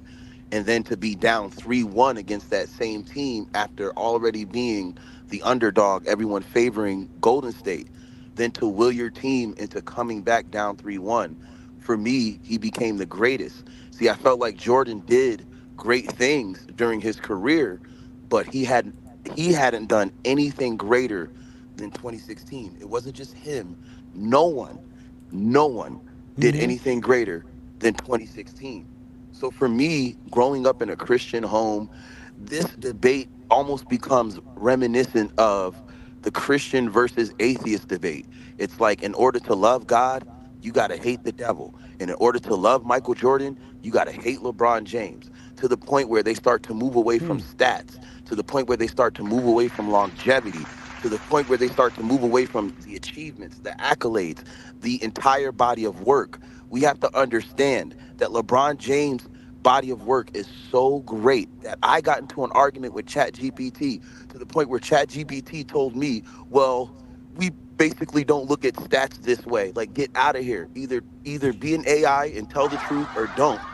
You know what I'm saying? I'm dead serious. If you ask ChatGPT right now, that if you ask ChatGPT, right, if you say, I want to be technical, just for the sake of being technical, if LeBron was the youngest player to break from 1,000 to 40,000 points, wouldn't that technically mean he has 40,000 records? And ChatGPT gave me the hardest time answering that question until finally it said, yes, it would mean he has anywhere between 1,000 and 39,000 records broken. But that's another story for another day. The point that I'm making is that these commercials, the ones that you showed, I have seen some of them growing up that want to dress like Mike, want to be like Mike. These commercials is heavily something that people rely upon. This is what they're drawing from when in these debates. When they talk about Michael Jordan, when they talk about how he's great. No, he's great. He's the greatest all time to you because of the relationship that you've had with him growing up. This is why you run away from stats. This is why you run away from all these different things when it comes to this debate. This is why you talk about what LeBron James did not do. Oh, you 6 finals losses and you had top 75 players and you missed the playoffs and all this other bullshit. You talk about what LeBron James could not do in order to try and big up what Michael Jordan did do. But I just have to say this. What Michael Jordan did do is still not greater than what LeBron James was able to accomplish. But that's all I have to say for right now. You know what I'm saying?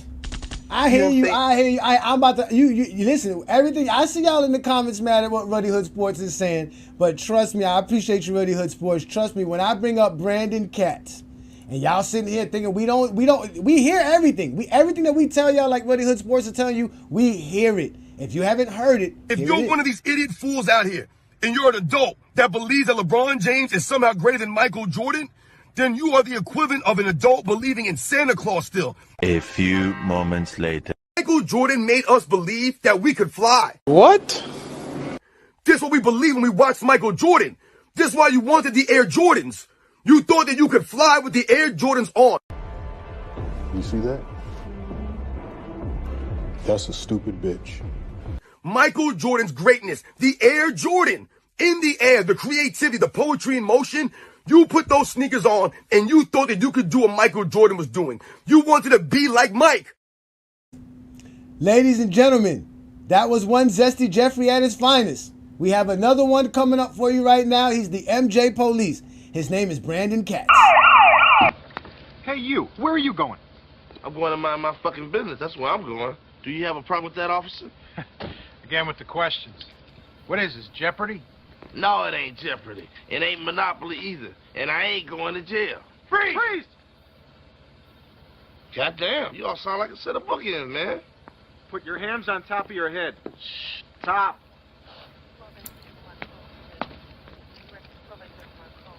Lean back. I know why you stopped me. What's good, Brandon? Long time no see. Go ahead. What you got for me today, sir? Yeah, this show is complete bullshit because if you look at how Nike marketed Jordan in the 80s, first of all, Jordan did the dunk contest. And when you look at the players that are the best at selling shoes is as much about style as it is about winning. Jokic can't sell shoes. Hakeem never sold shoes. Kyrie made tens of millions of dollars selling shoes in part because of Kyrie's style, shooting left-handed shots off his right foot. But Nike did not market Jordan as the GOAT in the 80s. They marketed Jordan as the GOAT in the 90s after he was winning titles. 3 straight titles, 2 straight times, 6 titles in 10 years. And when you talk about the GOAT debate, there are 2 reasons LeBron will never be in the GOAT debate with anyone who's serious about basketball. The first is LeBron never dominated any era the way Jordan did in the 90s. And the second is LeBron constantly was losing in the finals. People talk about 2016. If the NBA didn't suspend Green in 2016, he loses in 5. But the point that you're missing, you've said this repeatedly. You say people didn't watch Jordan. NBA TV ratings were the best in the history of the league in the 90s. So Nike doesn't care about the GOAT debate. Nike's a corporation. They care about making money. So Nike's going to market players in the way that they can make money. They're only going to market LeBron as the GOAT if that's a profitable way for them to market LeBron. You can't market a player as the GOAT when he's getting his ass kicked in the finals every year and he's scoring 2 points in the fourth quarter against Dallas. The reason Nike marketed Jordan as the GOAT is he dominated his era. He won 3 titles twice. He won 6 titles in 10 years. So Nike marketed Jordan in a way that made sense based on Jordan dominating the league. The reason Nike doesn't market LeBron as the GOAT is he gets his ass kicked in the finals every year. LeBron's never dominated the way Jordan is. He's never won 3 straight titles. Nike is not going to market LeBron as the GOAT because people are watching LeBron play and their eyes tell them he's not close to Jordan's level.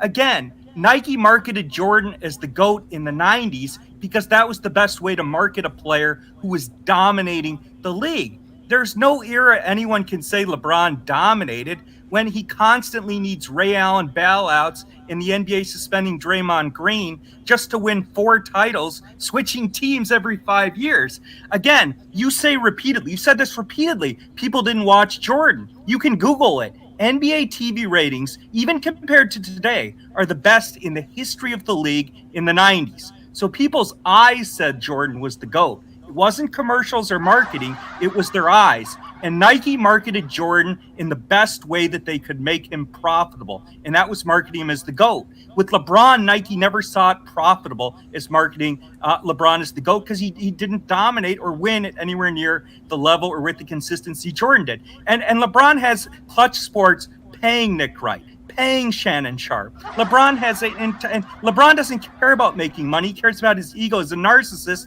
he wants to push himself as the GOAT.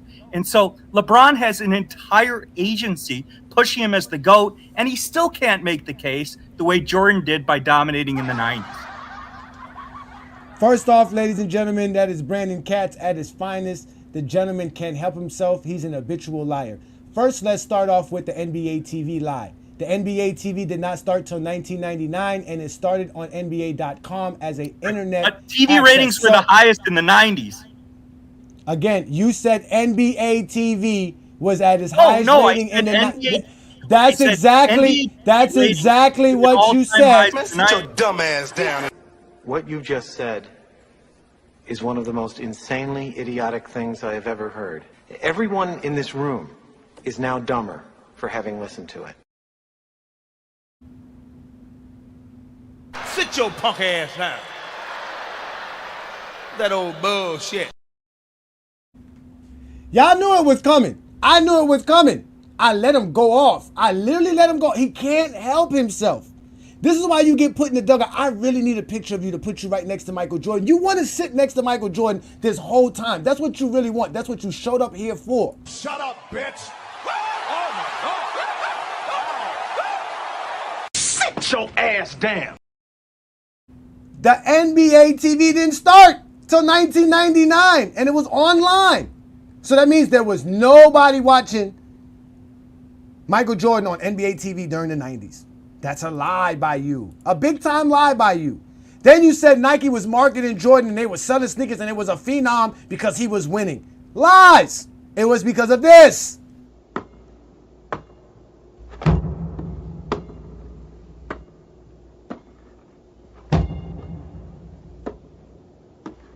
On September 15th, Nike created a revolutionary new basketball shoe.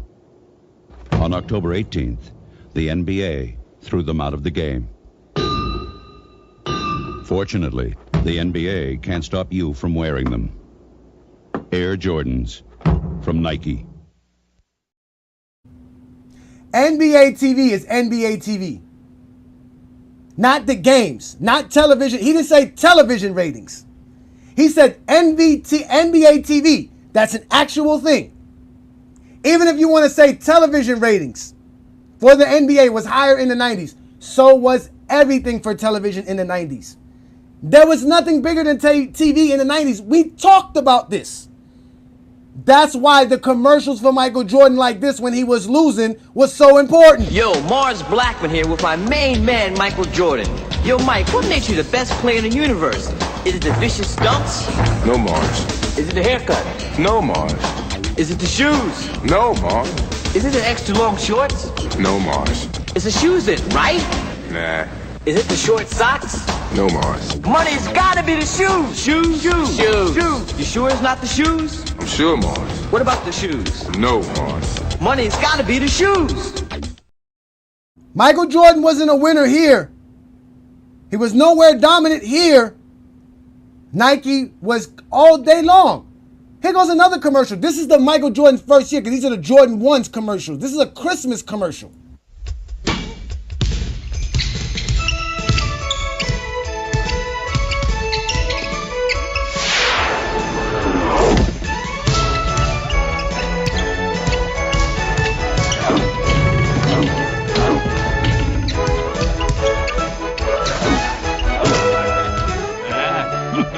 Think Air Jordan this season.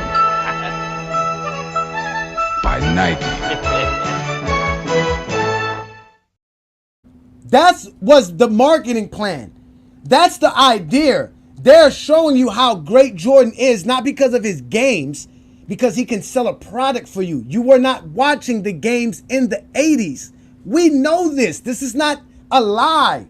I'm not making this up. I got Mr. Aaron in the comments talking about, how are you guys letting this man tell you what you were doing at 9? Because at 9, you wouldn't sit in front of no TV. Somebody asked me, in 1991, I was 10 years old. You really think at 10 years old, I'm sitting around waiting to watch a Michael Jordan game in the middle of the afternoon or something like that? No. I'm a kid. I'm living my life. But these commercials are different.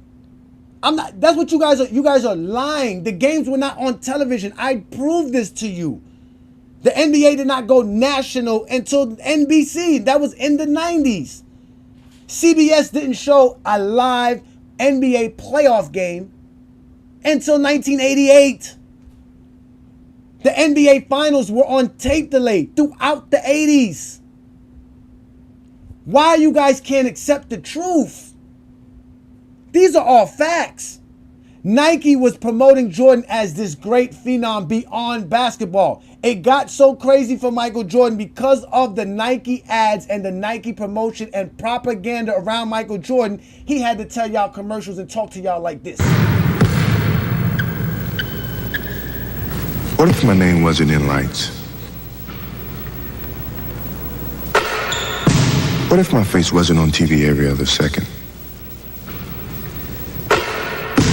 What if there wasn't a crowd around every corner? What if I was just a basketball player? Can you imagine it? I can.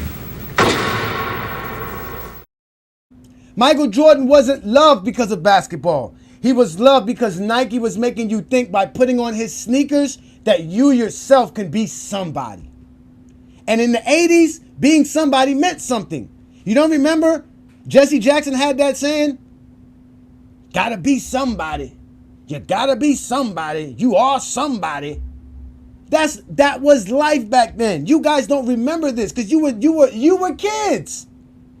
But you remember all of this. And you're right. Later on, Nike decided that they're going to start promoting Michael Jordan as the GOAT. Including Michael Jordan himself, because he has input on what goes on his sneakers. So Michael Jordan's running around here promoting himself as the GOAT because it generates money for Nike. They are one of the biggest companies in the world because they were able to profit off of Michael Jordan as being called the GOAT. Kareem Abdul-Jabbar was not considered the GOAT because Michael Jordan and Nike. Klutch Sports does not own any rights of Nick Wright. So I'm going to ask you this, Brandon. What did Klutch Sports pay Nick Wright and Shannon Sharpe to say? Okay, so first of all, when you talk about Kareem lost in the... And answer my question. What does Klutch Sports pay Nick Wright and Shannon Sharpe to do? Okay, so what, and this is public record, Nick Wright has said he was paid, for instance, to consult with Haberstall on that ridiculous bullshit story that Jordan wasn't DPOY when he had the third best defensive rating and he anchored one of the... Okay, Haberstall works for Yahoo Sports. How does that have to do with Klutch? What does that have to do with Klutch? What does that have to do with Klutch? Wait. No. You don't pay somebody to consult you. They're journalists. They're colleagues. No, you don't do what you want. This is the Friday Night Exposure. You don't do what you want. They're colleagues. Colleagues consult one another, especially in journalism.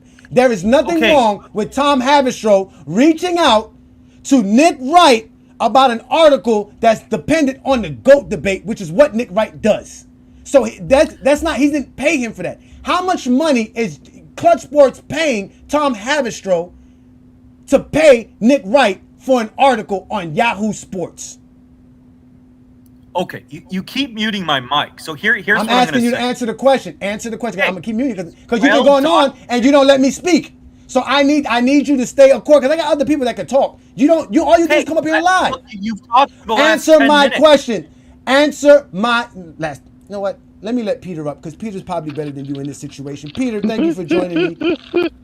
I'm tired of these Zesty Jeffrey lies. On, man? Can you save them? Because he won't answer my questions. Can you tell me why is a sports agency paying journalists? Hey, 1 second. I'd agree with his theory. It's nothing more than to placate LeBron's ego. Believe it or not, I think people on the outside they kind of find that hard to believe. Like an entire agency just to, placate a guy's ego, but. From a distance, just looking at LeBron over the 22 years or 21 years he's been playing, he is an egomaniac like that. So I don't think it's anything more than that. I don't think it's monetarily driven. Anybody that great is egotistical. Anybody as great as any one of these guys we're talking about is egotistical. There's not nobody. Nobody's gonna have that. Everybody that you're talking about that's considered great in any fashion of any form will have an ego, my friend. That's not enough to say that. Klutch Sports is not owned by LeBron. His board Why would they spend money for LeBron? Why? It goes What's into the purpose? megalomania, though. It goes beyond. Anyway, what megalomania? Please explain yourself. What did you just say? What you just said? Megalomania. His ego goes. It borders into megalomania. There is such a thing as having a healthy ego, but what ego is that? You know what? Based on what? Based on what? I want to go down that rabbit hole because I wanted to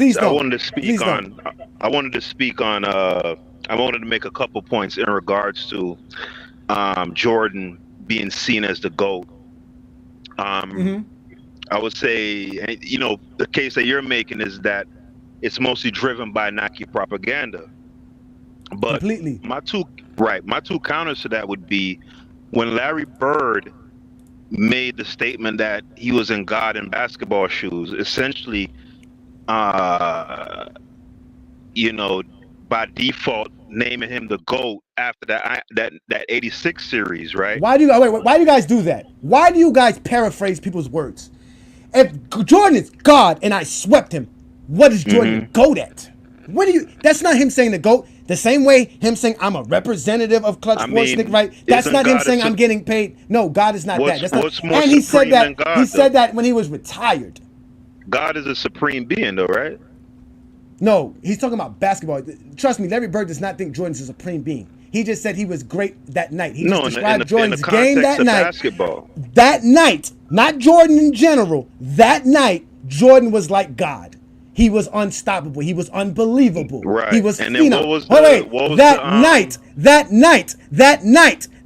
night, not his career. All right, bro, calm down. I'm just going to make sure because y'all be lying. And that's what my job is to make sure that those lies that you keep trying to spew gets exposed. That's a lie.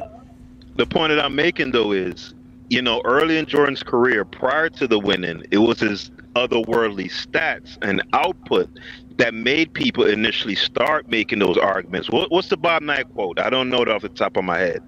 I think Bob Knight had a quote along those similar lines, like, early on, he felt like he was looking at the greatest basketball player that ever lived. Something along those lines, right? Jordan came to the league averaging 28 points on 50% shooting as a rookie, right? I think, if I'm not mistaken, he made an all-star team that year. So from the very beginning, you could tell that this wasn't a normal, this was something otherworldly. And then for that Celtics series, it wasn't just that one game.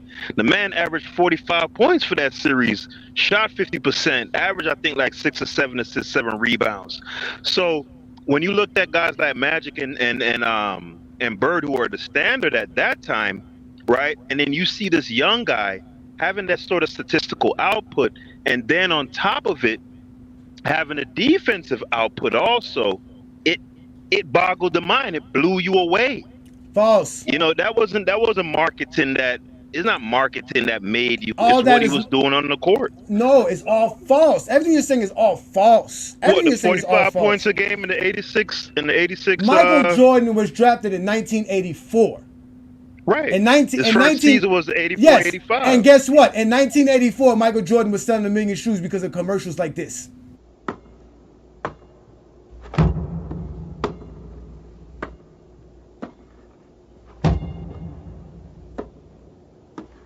On September 15th, Nike created a revolutionary new basketball shoe. On October 18th, the NBA threw them out of the game. Fortunately, the NBA can't stop you from wearing them. Air Jordans from Nike. Majority of America didn't know who the fuck Michael Jordan was. So hold on. Wait, no. I'll let you go. I'll let you go. Michael Jordan at that time was a nobody. He was known for his sneakers because you didn't watch the game. You didn't get a chance to see his phenomenal offense, 28 points per game. You didn't see that shit. You didn't see it. This is how you knew Michael Jordan was great. The NBA banned his shoes. He must be great. You went to the papers. The papers. That okay, would have the same stats that y'all say, that doesn't allow LeBron James to be the GOAT. The same stats. Nobody was at 18 years old averaging 20 points per game. Nobody at 19 years old was averaging 27 points per game. Nobody at 21 was averaging 30 points per game. That was what LeBron was doing coming into the NBA. Yeah, but by that time, the NBA was already a big marketing thing, a big marketing tool. They already had know how to market their players. It was already a blueprint. Jordan was the blueprint. That's what you guys fail to realize. It wasn't because Jordan was scoring in his stats and all that other stuff. Because the average casual fan didn't know none of that shit. They only knew Michael Jordan for his sneakers and the highlights. You saw him dunking. That's what you saw him doing. Right. You barely knew his stats. You barely knew what he was averaging. You barely knew any of these things. People who were real basketball fans knew that Magic, Bird, and all those guys were better than Michael Jordan.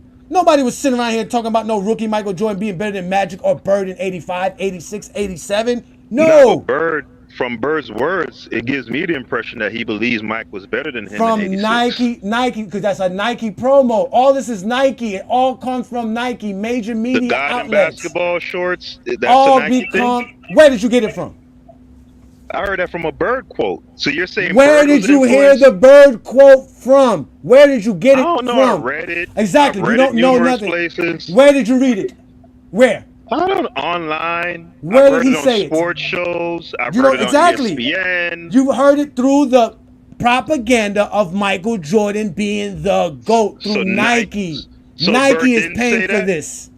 Nike is paying for you to hear that, but not hear that they said that Bird was better than Michael in that time. Did he say it or not, Ajani? Yes, for one night, Michael Jordan was God to Larry Bird in shoes. It wasn't just that for one night. Though, Johnny. It was 45. One night. It was because he scored 60. It's because he scored 63 when he had 19 in Game 3 and got swept. He wasn't God in basketball shoes. Yeah, I think Cat's got you too wound up, man. No, because you guys are lying. Because first of all, you don't let me speak. I let you guys sit here and make up all these lies. I'm giving you a chance. When I start cooking you and I start breaking down the lies and you have no information, you are the one who gets cooked. I have to talk this way for you to understand my length because you want to believe lies. I'm talking to a child right now. You're not a grown man anymore. You're in your childhood phase talking to me. I'm helping you understand why you believe Michael Jordan's the GOAT. Has nothing to do because you didn't even watch it then. Larry Bird said Michael Jordan was God in shoes in 1987 because of a 63 point games. I understand the game of basketball, right? Because I understand basketball. No, you're not understanding basketball. Need to watch. You are lying. If a guy can average 30, can I speak, Ajani? If a guy can average 35, for me, the things that I value, like for instance, I value highly efficiency, right? So if I can look at a box score, for example, over the course of a season, see a guy average 35 points at the guard position while shooting 54%. I know that is otherworldly. I don't need to have watched to know that. Is that a fair statement on my part? But what does it have? Childish? No. What's childish is to make it seem like that's special to the points where no one did it. Wilt Chamberlain did it. No, remember I put in the caveat at the guard position. That's what I'm saying. That's what I'm saying. You have to. That's where the childhood comes in at. Right there. Why do you have to put it there? Why do you have to put it there? Why do you have to wait? No, it's not logic because Jerry West was a great scorer. It doesn't matter if they play closer to the basket. Jordan was shooting 50. Does. It impacts your field goal Jordan was going 54% because he was at the basket. There was no Jordan shooting nothing. It was Jordan dunking like this. Yo, Mars Blackman here with my main man, Michael Jordan. Yo, Mike, what makes you the best player in the universe? Is it the vicious dunks? No, Mars. Is it the haircut? No, Mars. Is it the shoes? No, Mars. Is it the extra long shorts? No, Mars. It's the shoes then, right? Nah. Is it the short socks? No, Mars. Money's gotta be the shoes. Shoes. You sure it's not the shoes? I'm sure, Mars. What about the shoes? No, Mars. Money's gotta be the shoes. He didn't say Michael Jordan shooting shots. You can't shoot like Michael Jordan. He said you can't do 360 dunks. You can't jam it like Michael because Michael was at the rim. Stop lying on Michael Jordan's name. He was never shooting the ball in the 80s like that. He couldn't shoot. He shot less than 20% from the three-point land throughout the 80s. Yeah, but what there's the fuck more. Are y'all talking about? There's more to shooting than just a 3-point shot. Because all right, go to his 97 splits, right? From 10 to 6. From 10 to 16, yeah, I'm saying, but no, that's our 97 splits, excuse me, because that's when he started tracking the distance he would shoot from, right? In that 97 season, he shot 50% from the mid-range, with it accounting for 60% of his offense. That's like the greatest mid-range shooting ever. That's including Kevin Durant. Yes, Durant had some seasons where he shot 55%, but nowhere near at that volume. Right? Am I making that up, Ajani? Those were his shooting splits for 97. Yes, because you don't know, the history of mid-range shooting. You know Doesn't Jordan's matter. mid-range shooting because of Doesn't Nike. matter. It Okay, does matter. It does matter. It really does matter because for you to say Michael Jordan had one of the greatest of something and you don't know what that something is, that is a lie. Splits. All right, Johnny, since you know more than me, give me a comparable split to that competes with that. 60% of your offense. Kevin Durant just shot 60% from mid-range. No, you're 55, lying. Jordan 60%. 55. But he shot it was at a lot less volume. It accounted for 41% of his offense, not 60 like Jordan in 97. And even if you want to put KD above him, okay, fine. Let's say Jordan was the second greatest mid-range shooter. Right? He's not even top 5. I'm saying just going He's off not even top 5. Don't go off in the one season. That's what I'm saying. You can't. The only thing this is your childhood. No, that's not the only thing we have. Then. We have 98. We have 2002. We have 2003. 98 was outstanding too. No, it wasn't that great. Michael Jordan's 5% in 98. Michael Jordan's field goal percentage from mid-range is about 44% for his career. Those 4 seasons they counted. That's what it is. Right. He had one season above 45. The other 3 were under 45. Yeah, he had that 1 year in 97. That was it. 40, That's two of those it. years at 39 and 40 with his knee messed up though. You know, somebody's gonna do the work eventually, right? Where they'll go through the shot chart and go through those 80. Because I'll guarantee you, I'll put my house I did on it.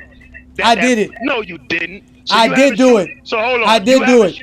All right. So tell me then, what were Jordan's shooting splits from the mid range?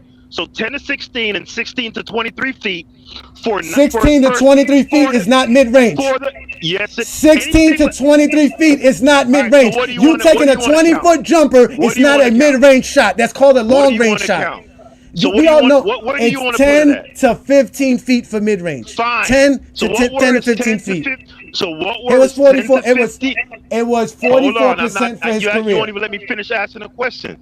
Mm-hmm. No, for those 4 last years. You said you have done the work for those years prior to it being tracked, right? So what were his shooting splits from 10 to 15 in the first 3-peat years?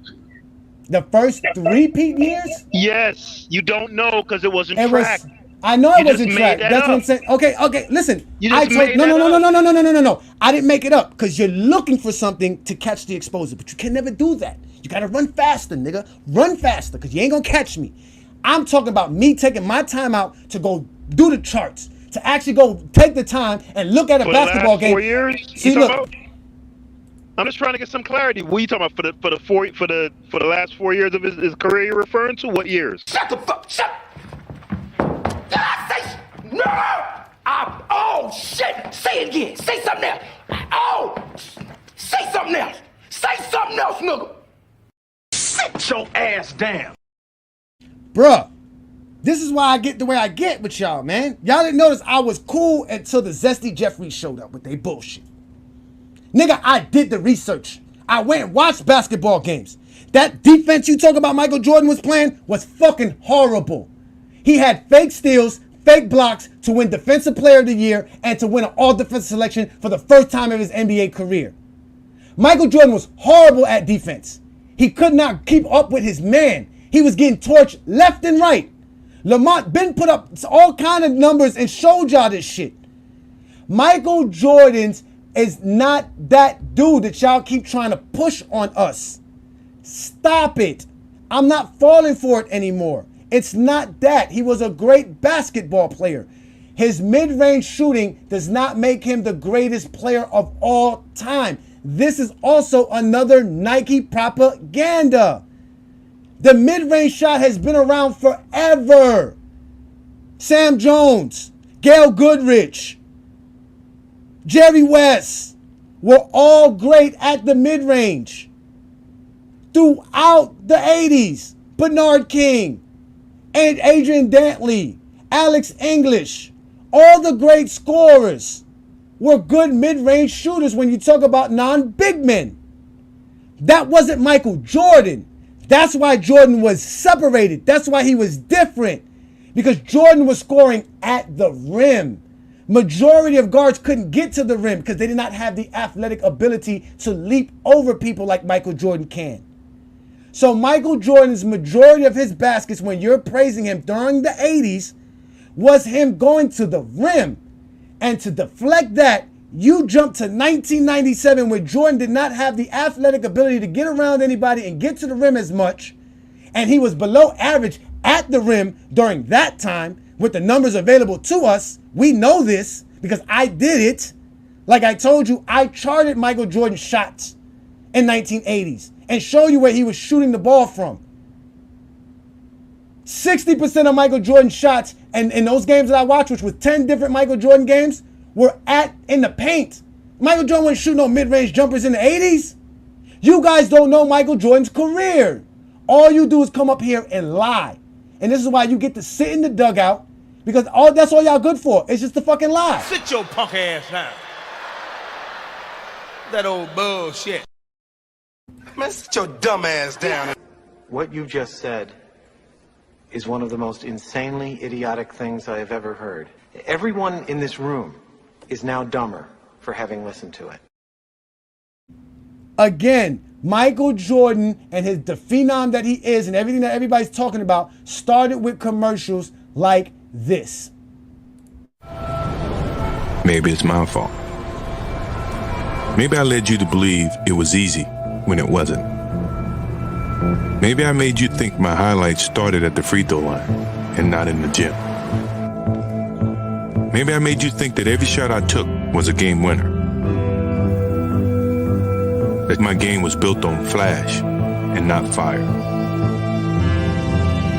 Maybe it's my fault that you didn't see that failure gave me strength, that my pain was my motivation.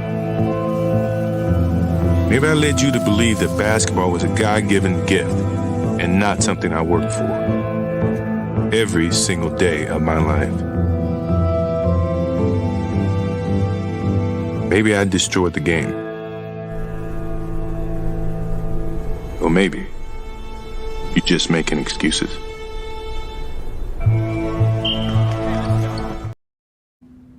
This sounds just like Brandon, and it sounds just like Peter. We're going to let Peter and Brandon keep talking about Michael Jordan's zestiness. I can't. This is what today's show's about. Ladies and gentlemen, whatever Klutch Sports is paying, it ain't working. Because obviously, nobody's paying attention to them. But Nike, whatever Nike has said is working because Peter and Brandon are going to explain to you why Michael Jordan is the GOAT. But watch them use everything Nike has told us and throughout these commercials that I've shown y'all here on a Friday Night Exposure. So either one of y'all can take the mic. It's all fun. I'm all ears. No, okay, what makes I him was the going to GOAT say is- first, like, the point you are missing. First of all, you cooked yourself when you said Jordan's not a good mid-range shooter because you literally argued that Wilt Chamberlain was a good shooter because he was shooting 10-foot shots. And Jordan shot better than 60% from the mid-range multiple years. Jordan was a far better shooter than Wilt. And you were literally arguing that Wilt was a good shooter just a week ago, which shows that you're biased against Jordan. You have no standard. You will say anything to elevate Jordan and bring LeBron down. But the point you're missing is there are two separate ways to be the GOAT. The reason why Wilt was everybody's GOAT was not because he was winning, it's because he was individually dominant. So Jordan was individually dominant in the 80s, and then he won the titles in the 90s. So Jordan had a case for GOAT because of what he did individually in the 80s, and then he cemented that case with the titles in the 90s. And the other point I made before you have no answer for is Nike markets players in ways that's profitable. Nike marketed Jordan as the GOAT only after he won titles. Nike marketed Jordan as the best player in the NBA in the 80s, but they never marketed Jordan as the GOAT until he was winning titles in the 90s. And the reason why Nike never marketed a player who lost 6 times in the finals, choked like a chicken in 2011, had to switch teams 5 times just to win 4 titles is because Nike couldn't market LeBron as the GOAT because he had no fucking case. Yeah, Johnny, I was going to say something similar along those lines. It's a comprehensive case, right? So Michael Jordan is the greatest cross-section of athleticism combined with skills, combined with flair, combined with winning. It's everything. It's one, everything in that gumbo pot that makes the case. It's not one thing or the other. So I think Brandon said it perfectly. The statistical output and the individual dominance he had in the '80s. But if Jordan had never won, right? Let's say he never won, and he was just putting up these great numbers, his legend wouldn't be what it is today. It took the insane statistical output, plus the winning, plus the aesthetically pleasing game, plus the aura. You get what I'm saying? It's everything all together. Go ahead, Herm, save him. Look. I'm disappointed because Brandon Cat's got potential, but he never fulfills it. And this brother Peter, y'all making us Jordan fans look bad though, because end of the day, people don't realize what makes Michael Jordan legacy the legacy it is. It's because of his whole story. People don't realize, like when you got guys that's like just dumb Ajani, narrative talk, Herm. hold on, Brandon Cash, you ain't even let me get to it. Because guys like Ajani and others that does talk about Michael Jordan failures, you got to understand, most players in their first 7 years of their career, they go get their ass kicked, they go through failures, they go have their bad moments because they learning, they adjusting, and they picking up on things for us going against the more dominant teams in that era when they first come in. So it's an adjustment period.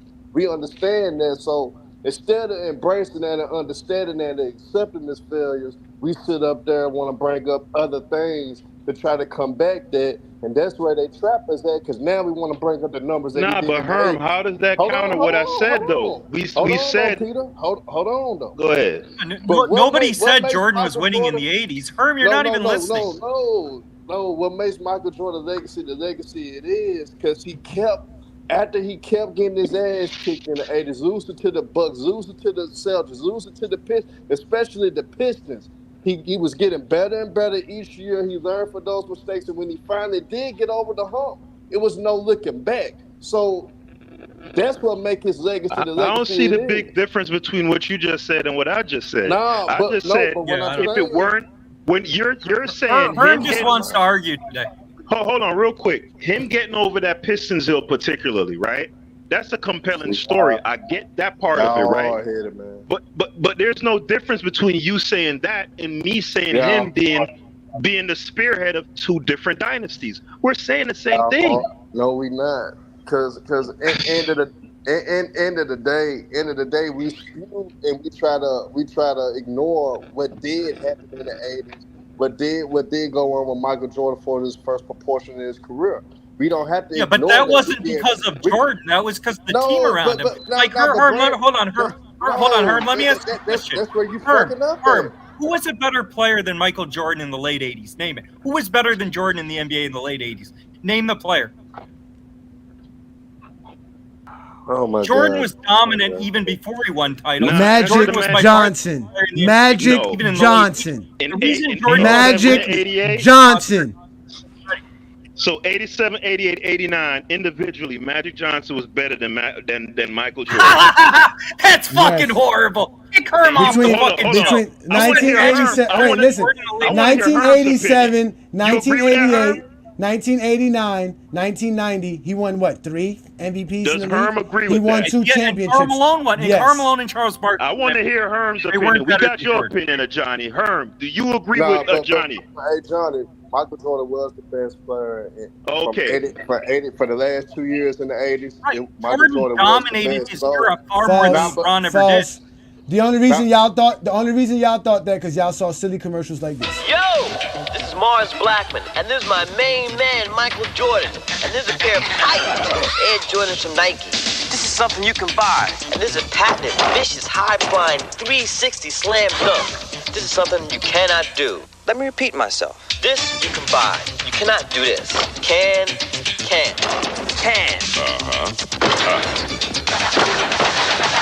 No!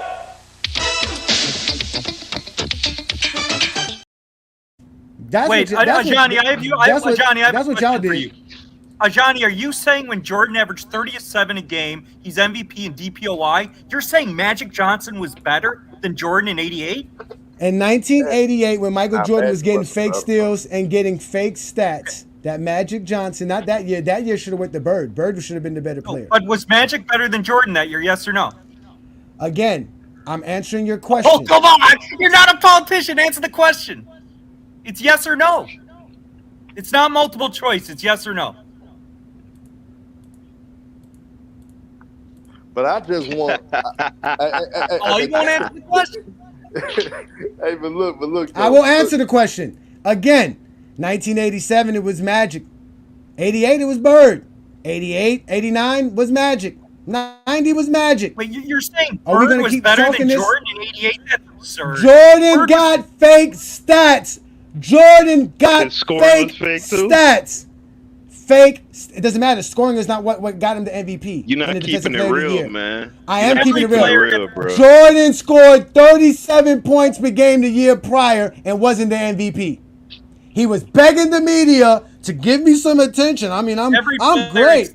Well, I'm finna go here now. I'm finna talk from a hooper standpoint, because that's why I think we need to start talking like guys that actually play the game. Now, if you play the game, Hurt's been cooked. hold He's trying on, to change the debate. No, you don't even know what I'm gonna say. You don't even know what I'm gonna say, because at the end of the day, I played with an NBA. I played under the tutelage of an NBA legend, Penny Hardaway. That was my AAU coach. I played for I was a part of his AAU program and had many conversations with Penny Hardaway about how Michael Jordan was as a basketball player. And it's film to prove what Michael Jordan did to them after he did get his ass kicked when he came back in '95. Jordan came back that next year and dominated the match with his perimeter defense. I'm just saying, Brady still got his ass kicked. But what made Jordan so great, he used that as fuel to the fire. To when he saw them again, you saw that they swept him. It was because his proudness on defense. He was great on the perimeter against Penny, Nick Anderson, and those boys, Dennis Scott and those boys. And the Bulls were dominating with their full court. Those guys were playing 94 feet, especially that 17-10 year. So, end of the day, hey, Johnny, I don't care about the face stats thing. That matters because it can affect a lot of things, and I think the NBA. That's propaganda. No, hold on. Wait, hold on. I have a question for Ajani. So when you say I don't know how to shut up sometimes. When you say Jordan should have been DPOY, who do you? Go ahead, Herm. Who do you think should have been DPOY in '88? It doesn't. It matters in the sense of the legacy standpoint, but Michael Jordan, and Penny told me this, when it comes to this, Jordan is a great defender. He was great on both ends of the court. He's dominant in both ends. So, yes, stats could have been inflated, and which understood, because Shaq even talked about how the stats was inflated, especially their home games. But at the end of the day, as a basketball player, if you played the game and you hooped, you would know Michael Jordan was that dog, though. He was a killer. He was great on both ends. And when the bucket that I seen as an old man in 1998, their last championship year, when he won that 6th ring against Indiana, Reggie Miller was killing them. He hit the game-winning shot the game before that game 6. Michael Jordan, that game 7, locked up Reggie Miller. And it's hard to chase around a guy, Reggie Miller, that runs perfect off screens. Because that's what Reggie hit the game winner in game 4. I'm just saying, game 6, though, they lost. Remember, they went into that game 7. Reggie Miller was key down the stretch in that game 6. Again, y'all, listen, I've given y'all enough time. Y'all are boring the shit out of me with this nonsense. Wait, Ajani, I have a question, though. Ajani. Akeem Olajuwon. Shut the fuck up. Okay, Akeem Olajuwon. Akeem Olajuwon. I don't remember asking you a goddamn thing. Sit your ass down. I don't remember asking you shit. I gave y'all enough time to speak. Y'all made Friday Night Exposure horrible because you guys are exactly why I exist and why I keep exposing you zesty Jeffries on a day-to-day basis. So fucking easy. Michael Jordan was considered the GOAT without the fucking stats. Without it. 3 championships don't make Michael Jordan the GOAT. When he retired in 1993, he was considered the GOAT. He shouldn't have been the GOAT even then. Michael Jordan was not better than Kareem Abdul-Jabbar when he retired from the game of basketball in 1993. None of his stats, none of his accolades, none of his accomplishments were GOAT-level accomplishments. But he was still considered the GOAT. Because Nike profits from the GOAT debate. They created the GOAT debate. They are the reasons why you guys say GOAT so fucking much. They put it on their shoes for Michael Jordan. Had nothing to do with stats, which are what you guys always tell me LeBron can't be the GOAT for. If LeBron can't be the GOAT with numbers like this, which by now, if the right numbers are even more, because it's 40,000, 11,000, and 11,000, and this was 2 seasons ago when I made this graph, it is clear to see that Michael Jordan is not the GOAT because of his basketball resume. Michael Jordan was never considered the GOAT because of his basketball resume. When Larry Bird said Michael Jordan was God in basketball shoes, he was talking about for one night because he swept Jordan and was not worried about the Chicago Bulls or Michael Jordan. In 1987, Magic was the league MVP. In 1987, Magic led his team to an NBA championship, not Michael Jordan. In 1988, Jordan was begging the media to recognize him.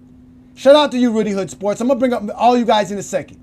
Brandon never brings up MJ's negative stats despite himself referencing his failures. Brandon has a gum statue of LBJ in his closet. He loves LeBron James. Exactly, because he can never talk about Michael Jordan without talking about LeBron James. And talking about Michael Jordan and his failures. Again, Michael Jordan had commercials. And within his own commercials, he would tell you about how he failed. I've missed more than 9,000 shots in my career. I've lost almost 300 games. 26 times I've been trusted to take the game-winning shot and missed. I've failed over and over and over again in my life. And that is why I succeed. So when Michael Jordan was considered the GOAT for not his resume, just for being Michael Jordan and being this phenom that y'all keep making him out to seem, because y'all keep separating him from everybody. Exactly. Y'all keep separating him from everybody. It is like a church. And no disrespect to nobody's religion. Shout out to you, Rudy Hood Sports, for doing that. Michael Jordan was not the GOAT because of his resume. It was because he was a star. He was the first basketball player most of y'all ever saw. None of y'all was watching Magic Johnson when he was great in the 80s. Brandon wasn't watching Bird in the 80s. Y'all were not watching 80s NBA basketball. There wasn't a large media mass for NBA basketball. It wasn't until Nike started making commercials like this that they realized, shit, we can make a lot more money. Yo, Morris Blackman here at the NBA Finals. See what makes Michael Jordan the best. Is it the shoes? Gotta be the shoes. It's gotta be the shoes. The shoes. Gotta be the shoes. The shoes. The shoes. Gotta be the shoes. The shoes. The shoes. Gotta be.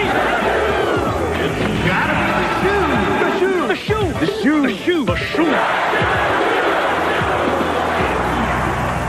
It had to be the shoes. Now, I got the panel up. I'm going to bring up the Michael Jordan police shortly here, even though Mac Def is in the building. Shout out to Mac Def. And I'm going to let Reed Brandon go in first because Reed Brandon was very patient. I'm going to let you go in. But I'm letting you know right now, ladies and gentlemen, if you want to be the MJ police, it will not go well for you. You just makes me sick. Ed? Okay?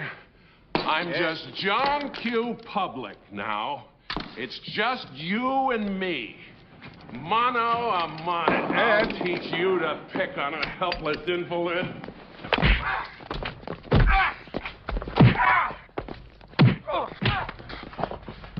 All right, he's had enough. Somebody help the captain. We've got to get to that press club dinner. This way. Jesus, guys. Peace, Reed Brandon. Thank you for joining me on a Friday Night Exposure. What's good, brother? What you got for me? Go ahead and... Nothing much, man. I can hear you, man. What you got for me, man? Yeah, so just listening to everything you've been saying, I actually think that we need to actually give Jordan more respect, right? Because he actually birthed, the ability for Nike to help with LeBron James' GOAT campaign, right? Like when you look at what, Jordan's done for Nike, I mean, it would make sense that they tried to paint him as the GOAT, right? Just going down, simple search, right? Michael Jordan's partnership with Nike helped the company in several ways, including sales, brand exposure, focus shift, business model innovation, and iconic symbol. So I'm gonna be real with you. Like, I think the relationship, they helped each other equally, and I think you're trying to paint it like Nike was just, doing everything for Jordan and he did nothing for Nike. No, that isn't the case at all, right? And even when you look at what Jordan birthed coming after that, he, like I said, he birthed, opportunities for, the likes of Penny, the likes of, Kobe Bean Bryant, RIP to him, and of course, your GOAT and my GOAT, LeBron James. So I think it's kind of disingenuous to sit up here and act like it was just, Nike was just giving everything and Jordan gave nothing to Nike. No, it was equal. So that's all I really got to say. Just having a genuine conversation about it for real, bro. No, I hear you. Again, Michael Jordan is recognized for changing the way the NBA was marketed. I agree with you. Magic and Bird saved the NBA, right? Actually, in reality, Dr. J saved the NBA. Magic and Bird brought the league to attention to national stage, but Jordan took the league to a whole new level. He took sports to a whole new level. It wasn't just basketball that benefited from what Michael Jordan and Nike was doing. It was the entire sports landscape. Even ESPN wouldn't be as popular as they are if it wasn't for the Nike and Michael Jordan propaganda. Right. All of that was predicated on that. Nobody's taking that away, but that doesn't make Michael Jordan the GOAT. Yes, well, it does add to his greatness, though, because when we're talking, GOAT, greatest of all time, right? Mm-hmm. What goes into greatness? Your impact, right? So when we look at the impact, I mean, we got to look at Jordan's impact on the culture, on pop culture, on the shoe market, on the NBA itself. But it's not Jordan. But it's not Jordan. That's what I'm saying, Brandon. Not Jordan? Because Jordan had none of. Because Jordan's not that cool. Jordan's not that into hipness. Okay, so like why? That. Okay, so it's a marketing. It's a marketing company. It's a group of people who get paid to come up with ideas, and that's how they come up with the idea to go get a Spike Lee to go do a commercial for them. So Johnny, let me ask you a question, bro. Mm-hmm. So if it isn't Jordan, so then anybody could have been in those Nike commercials and it would have popped, right?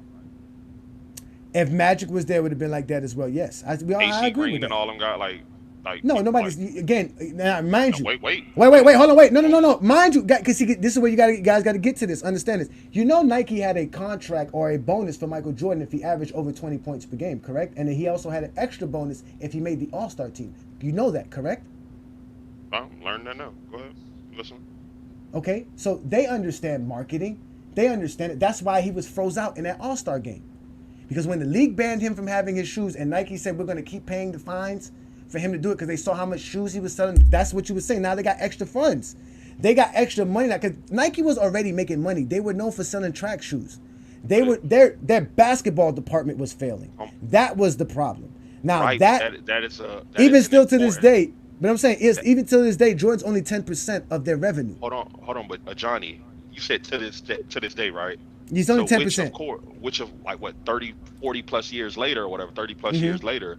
Mm-hmm. I mean, it's 10%, but guess what? He helped grow them in other avenues as well because he did help make them more of a, a marketing giant in those times. So what I'm saying is, though, Johnny, is you just made the point of, that he wasn't cool and pretty much alluded to anybody being able to do it. So if it wasn't Jordan, then you would agree that any player, a role player, a 6-man bench player could have came in and Nike would have been able to do the same thing, or was it Jordan? But Magic. No, they could have did it with Magic. They could have did it with other stars in the league because Magic didn't take the deal. Magic said no because they didn't have the money. The basketball department did not have the funds to actually get any other high endorsed Jordan caliber made them athletes. like $100 million. Jordan. That's what I'm saying. But that was by accident. They didn't really know that. They didn't expect that. They didn't think that. John, they were. I'm gonna let somebody else because Mac is up next behind you. But that's what you guys got to understand. Nike did a risk with Jordan. It was a risk to do what they did with Jordan, and that's what I'm trying to explain to y'all. That's what changed everything. He was revolutionizing everything. What you're trying to do is, and like I said, bro, LeBron is my GOAT. But what I can see that you're trying to do is you're trying to downplay Jordan and his importance and what he contributed and why it was such an equal relationship. Like, you couldn't have just gotten anybody to be what Jordan was. You could not have done it, because if they could have, they would have, and they did not. So it's disingenuous to just sit up here and act like Jordan wasn't. They did, though. That's what I'm saying. Like, they did. Like, I don't understand why you guys make it. They did it. They've done it with guys after Jordan. That's what you guys fail to realize. Jordan came at the right time. That's what you guys fail to realize. It was all about timing. Ajani, you said after. So with you saying after, you just agreed with me that Jordan birthed it. So yes, he created opportunities for them to come after. Jordan didn't go to Nike and say, "Give me a signature shoe." They already had a signature shoe for him. Jordan didn't go to Nike and say, "Let's make a campaign about me not." Jordan didn't even like the shoes that they made for him. It was all Nike. Right, but who? All Nike. They still needed an iconic figure, and what was Jordan for them, Ajani? Jordan was a nobody. He was a rookie, third round draft. He was a third overall pick. He was. And when they signed Michael Jordan to that Nike deal, he was a third pick rookie, the guard that nobody thought was going to do anything. Like y'all said, he was a guard. Nobody thought guards can do anything. That's what y'all fail to realize. Again, when the NBA banned his shoes, that's when the shoe sales went up, because Nike made a campaign about them banning his shoes. They paid the fine.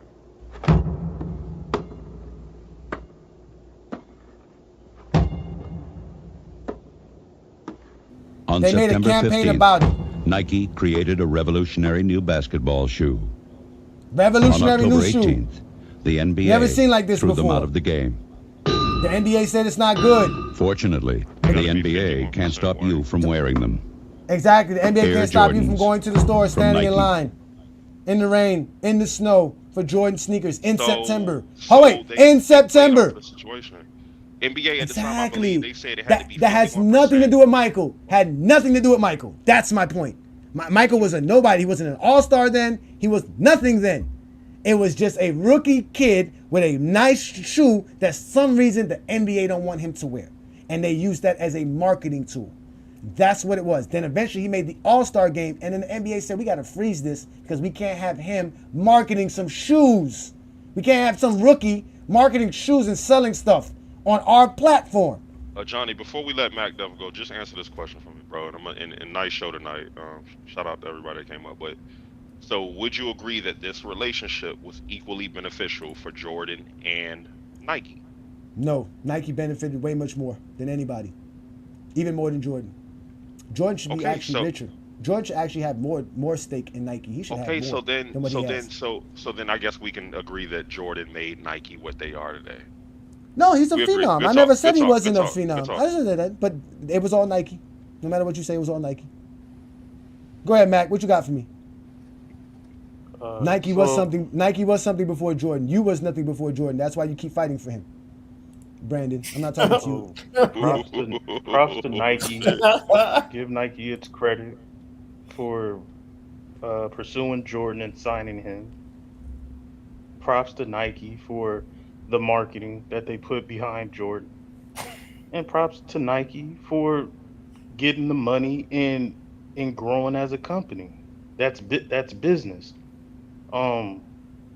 As far as Jordan and propaganda or media coverage, yes, about that time, Michael Jordan was what he was doing athletically.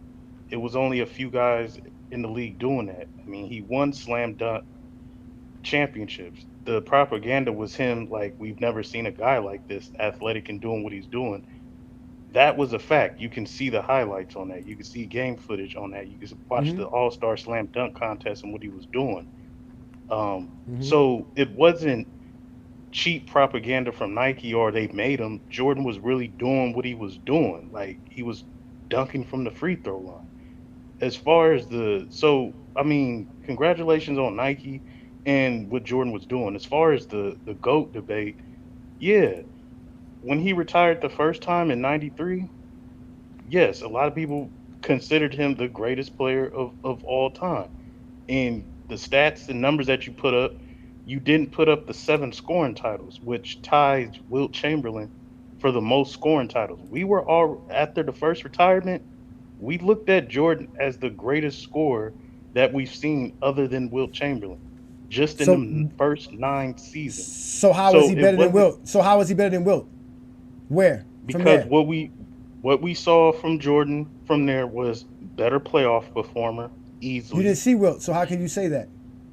because we see the numbers and his losses His in numbers are worse with than Bill Wilt's. His numbers are worse than Wilt's. He has not less in the All Stars, playoffs. less All In the NBAs. playoffs. It's still this. It's still worse. It wasn't because of the playoffs. None of this. So now Jordan's the GOAT because of the playoffs. You guys are great. Go ahead. Continue. Go ahead, brother. Go ahead. Go ahead. Go ahead. Go ahead. I'm sorry. Go Okay. ahead. My bad. Go ahead. So Go ahead. again, Wilt Chamberlain had 7 scoring titles. Jordan, by his first retirement in '93, had 7 scoring titles. He's literally tied with Wilt Chamberlain in leading in scoring titles his first 9 seasons in the league. He also retired averaging the most points all time, 32 points per game in his 9 seasons. And he retired averaging 34 points per game in the playoffs, the most all time. Yes, we considered Jordan his first retirement as the best scorer of all time. And then to three-peat in that era, what he did and how he finished averaging 41, it was like, bro, we've literally never seen that before. We didn't see that before. So it wasn't Nike propaganda or media. Jordan lived up to the hype and he became the first megastar of the NBA, in which his name and his brand was actually bigger than the game. So with this 10%, Nike's only given 10% of Jordan. Jordan has his own brand. You see the No, Jordan no, no, no, logo. no, no, no, no, no, no. Don't misinterpret what I said. Jordan is only 10% of their revenue, meaning they get Correct. 90% of their revenue has nothing to do with Michael Jordan. It was Yes, like that but in the Jordan 80s as well. but Jordan has his own brand, is what I'm saying. He They branched gave off. no, he didn't. Jordan doesn't own Jumpman. Jumpman is owned by Nike. Still owned by Nike. Jordan just has Does- stocks and companies. That's it. He does not own Jumpman. Y'all see this? What I'm saying? These are the lies that y'all say. But continue. Does Jordan have his own company? Does he have a Jordan brand? He has a company, but not Jumpman.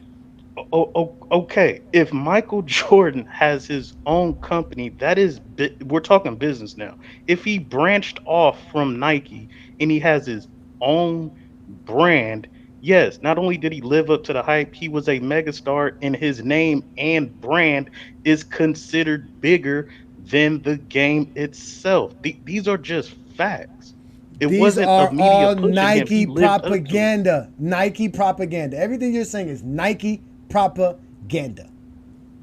Did Nike call him the GOAT? Yes, of course. That's all they've been doing. They've been doing that for over 30 years. What are We you can move talking on, about? man.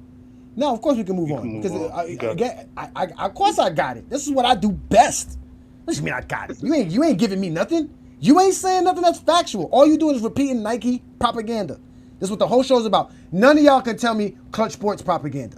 None of y'all can tell me what is Klutch Sports propaganda. What is it that Klutch Sports promotes for LeBron James? What is the Klutch Sports propaganda? Just that LeBron's the GOAT? There's no, he's the playoff leader. He three-peat. What is it that Klutch Sports has to say to make LeBron James the GOAT? That Nike's done told y'all lies about Michael Jordan. Just lies. They don't have no reason to promote Wilt Chamberlain. They got no reason to promote Kareem Abdul-Jabbar. They got no reason to promote Magic Johnson. If Nike never signs Jordan and the basketball department falls, y'all would say Magic Johnson is the GOAT because of Converse. Yo, hey Johnny. Hey, Johnny's This- cooking, this- man. He's cooking. This is crazy, bro. First things first, I gotta respond to some of the things I heard. You had Brandon come up here, of course, and Peter come up here. You had Peter talk about the biggest Glaze game ever, at 63 points, in a loss, by the way. They lost that game on the way to getting swept. But that part's always left out because we got to just talk about, what Larry Bird said. So we always leave out that part. Then he wanted to talk. Then you had Brandon talking about, well, Draymond Green got suspended for game 5.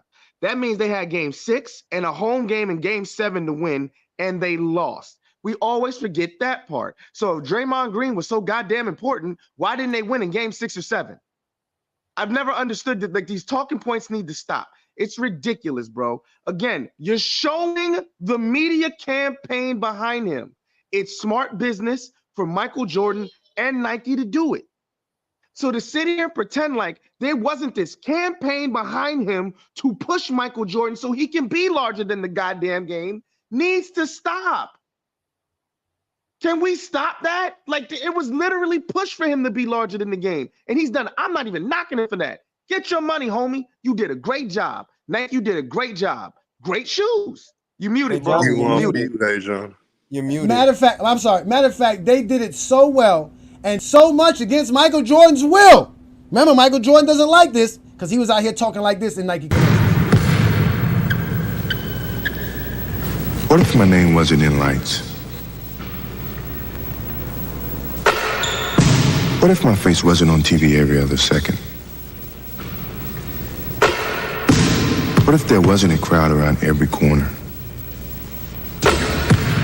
What if I was just a basketball player? Can you imagine it? I can. So he can imagine it because his ass was what's it called? He was being marketed beyond normalness. Like it wasn't normal. Klutch Sports has done, though. Somebody, Yeah, hold on, one second. We'll let Herm go after that. Go ahead. Somebody in the chat just sat here and said it's because Larry Bird praised Michael Jordan. There are plenty of all-time great players that praise LeBron James, and y'all know what y'all say? Y'all say they hate Michael Jordan. That's why they praise LeBron James. So it doesn't matter what anybody says. It doesn't matter what anybody says about LeBron James. Y'all chalk it up to propaganda, or y'all say they are attached to Klutch Sports. Zeke, but he hate Mike. It doesn't matter. I want to know. I want to know what Klutch Sports is paying. That's what I want to know. Where this money coming from and what they paying for. What Klutch Sports is doing, though, Ajani, and a lot of people don't like to face the reality. But it's a positive for them. I think it's a positive period because nobody has never thought like this. But Klutch Sports has a big hand in the media, in the sports media. They've done a great job with the sports media, like Shams. He's a Klutch Sports client. Like, people don't really realize that. You know what I'm saying? Who's a Klutch Sports clown? Who? Shams. One of the most known sports guys that have the knowledge before anybody else in sports, in the NBA rather. He knows the news before anybody else does, and he's a Klutch client. So what Klutch ultimately did was have an effect on the sports media. Oh, he's talking about the journalists. Yeah, they started. What journalists? He's an Indian guy, I think. I think that's what he's talking about. Yeah, Shams one of the biggest journalists. He's a big. He doesn't work for Klutch. He doesn't work for Klutch. He's a Klutch client. He's a client. He's a client. So he signed the Klutch Sports. That's his agency. What does agency. Okay, what does That's Klutch the Sports influence earn? on the sports media. I'm gonna ask you a question. Klutch Sports makes a percentage of multi-million-dollar endorsement deals and contracts for athletes. What deal is a sports journalist getting that will acquire an agent? See, here's the thing that you not understand. If I got a lot of sports media members on my payroll, or as my clients, end of the day, I could get my clients to start bringing up certain things that could put things in my favor for us, pushing the GOAT narrative, pushing the how great I am, even though I don't need them.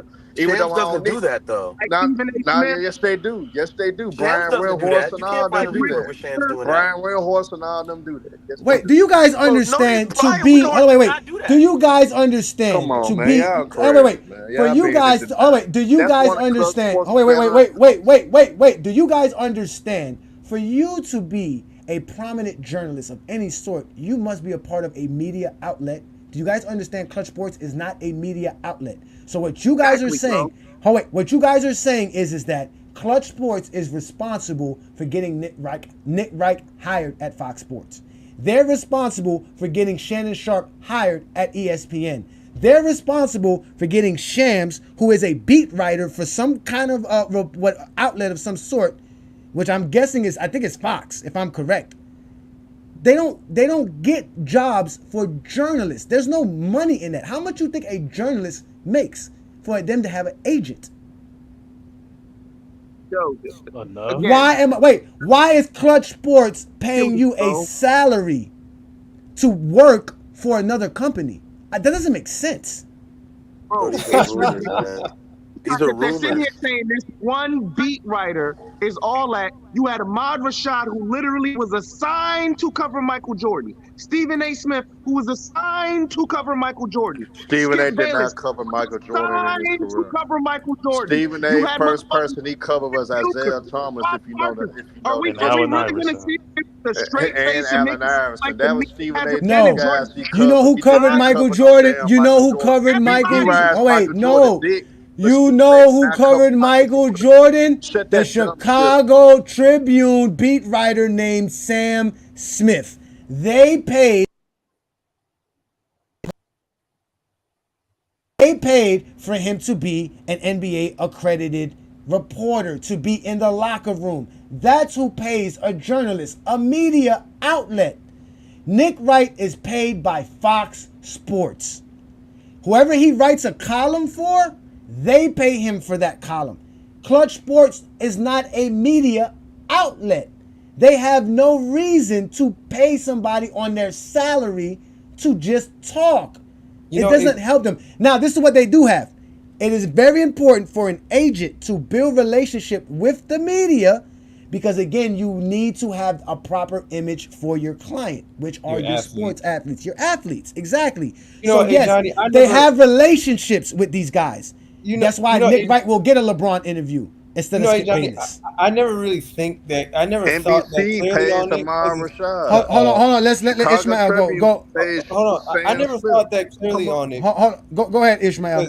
Because, it's actually common sense to understand that, like, yeah, Klutch Sports is a sports agency. What would they be doing with journalists and hiring them just to say LeBron's the GOAT? Like, that doesn't even make any sense. For what? LeBron still got a lifetime contract with Nike. He still makes $1 billion off of And endorsements. what would be the reason for that? They just paying Nick Wright just to say he the GOAT? Like, what does that do? Michael LeBron Jordan called himself the GOAT. And so did Jordan.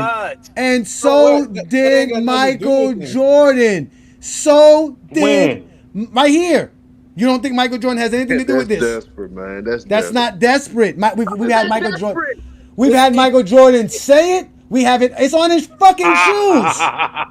Look, you guys can call it a reach or not. That's not the point. The point is just that, like, why is there a rumor out there that Klutch Sports is paying journalists? Nobody. You know why? You know why, Ishmael? Because Zesty Jeffries. No wait, because Zesty Jeffries are just like cheating.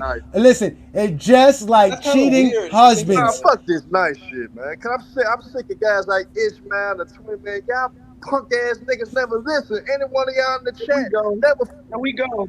Hold on, Herm. You gotta calm down, Herm. You gotta calm down, Herm. His worship for MJ. Nah, y'all Captain motherfucker, shut up and listen for a second. I'm Good sick old of y'all MJ propaganda motherfuckers. I'm sick of y'all propaganda motherfuckers. Y'all motherfuckers. Y'all worship MJ, bro. Y'all up here worshiping the whole grown man. Stop the bullshit. Shut the fuck up and listen sometimes so y'all can fucking understand. Take it with y'all, bro. You said it yourself, Herm. Yo, y'all gotta calm the fuck down. It's not no one's fault that Michael Jordan is a self-egotistical maniac.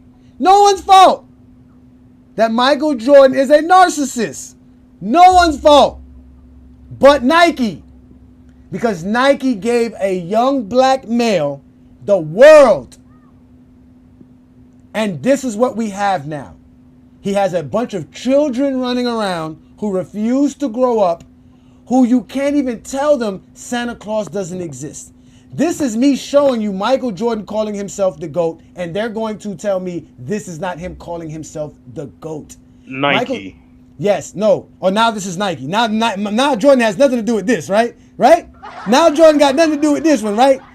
Before when I was saying it was all Nike, it wasn't. They built No, the Jordan. statue. Give They built Jordan the some statue credit. calling him the greatest ever. Hey, so They built the Johnny, statue saying this is the Who greatest built that? ever, the greatest ever Who built was, that? the greatest. Who built that statue? Who built that statue? Hey, Ajani, Who built that statue? I found the Michael Bob Jordan Knight didn't quote, build right? it. Michael Jordan didn't build. I thought he owned Jumpman. So Nah, he Michael owned Jordan Jordan Brand. had the statue built and everything engraved. Where in. is Come the on. statue? Is it at Nike's headquarters or It's is it in at front of Jumpman's Chicago headquarters? Bulls Stadium. Oh, Chicago Bulls built that for him. Yeah. Oh, okay, so when the Chicago Bulls, exactly what you just said, that was showing that shoe, that's Nike. Yeah. That's Nike saying that.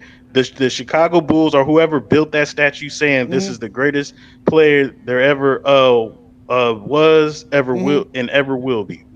After his first retirement, they built that statue having that engraved in it. That's not Jordan saying that. If somebody gives him props and calls him that, you think, has Jordan ever said it?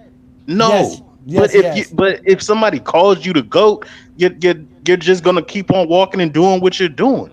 But Jordan you're not gonna. has- But he never said that. LeBron James actually we've said heard it. LeBron Jordan, multiple times. You we've have never heard a Jordan lot. say it out of his mouth. You guys ignore shit. Jordan has said, "I am the GOAT." Jordan has said, "I am the best basketball." No, he said out of his ass. Where? Show me. Matter of fact, when they asked It's him, on GOAT James Kingdom. We've showed you. No matter of fact, don't fucking ask me a question and then go talking behind the fucking question. We have it. It's available on GOAT James Kingdom channel. Go on GOAT James Kingdom. Go through our reels. You will find Michael Jordan calling himself the best player ever or the GOAT multiple times. He said it out of his mouth. Michael Jordan argued with Wilt Chamberlain about being the GOAT in 96 or 97. I'm gonna look it up. I think you Don't look it up. Don't look it up. Come to GOAT James Kingdom. Stop making shit up and go look it up. And see. I think Okay, go look. So, Mike, of course you think I'm capped. I'm still speaking. It's not your turn. So don't come on GOAT James Kingdom telling me what you did or did not see, because in reality, I'm giving you this. This is why it's called the Friday Night Exposure. I expose shit that you don't fucking know. That's my job. That's what I do best. That's why I'm Ajani the Exposer. You have now been exposed by the Exposer. You have to stop lying on a Friday Night Exposure. Stop coming on GOAT James Kingdom with propaganda. No one ever said Michael Jordan put his greatest of all time on his statue. Why did you bring that up, Mac? I don't know. Maybe you felt like you needed to win an argument. You won that one because I never brought that up. I never said Jordan put his name on the statue as the GOAT. Chicago made that. Would you the same people who put that? Well, I'm still speaking. I thought Chicago you was done, Bulls, bro. Go ahead. No, you are fucking done. So, Michael Jordan's popularity and his fame generates money. Generates money, which is why Jerry Reinsdorf was willing to let Michael Jordan go play baseball for a couple of years until he came back. Same reasons he was willing to let Michael Jordan enter the Chicago Bulls facilities throughout his second retirement. Michael Jordan generates money. If Michael Jordan would have been at the Chicago Bulls reunion, it would have been even more epic. We know this already. Michael Jordan's a star. We understand this. But the reason he's a star is because of Nike's propaganda and all the other endorsement deals that go behind it. It wasn't just Nike. We showed y'all footages of other companies. In fact, none of those Nike's commercials could add to this. Sometimes I dream that he is me. Got to see that's how I dream to be. I dream I move. I dream I groove. Like Mike. If I could be like Mike. I wanna be like Mike. Like Mike. If I could be like Mike. Be like Mike. Oh. Be like Mike. Yeah, I try. Just need to fly.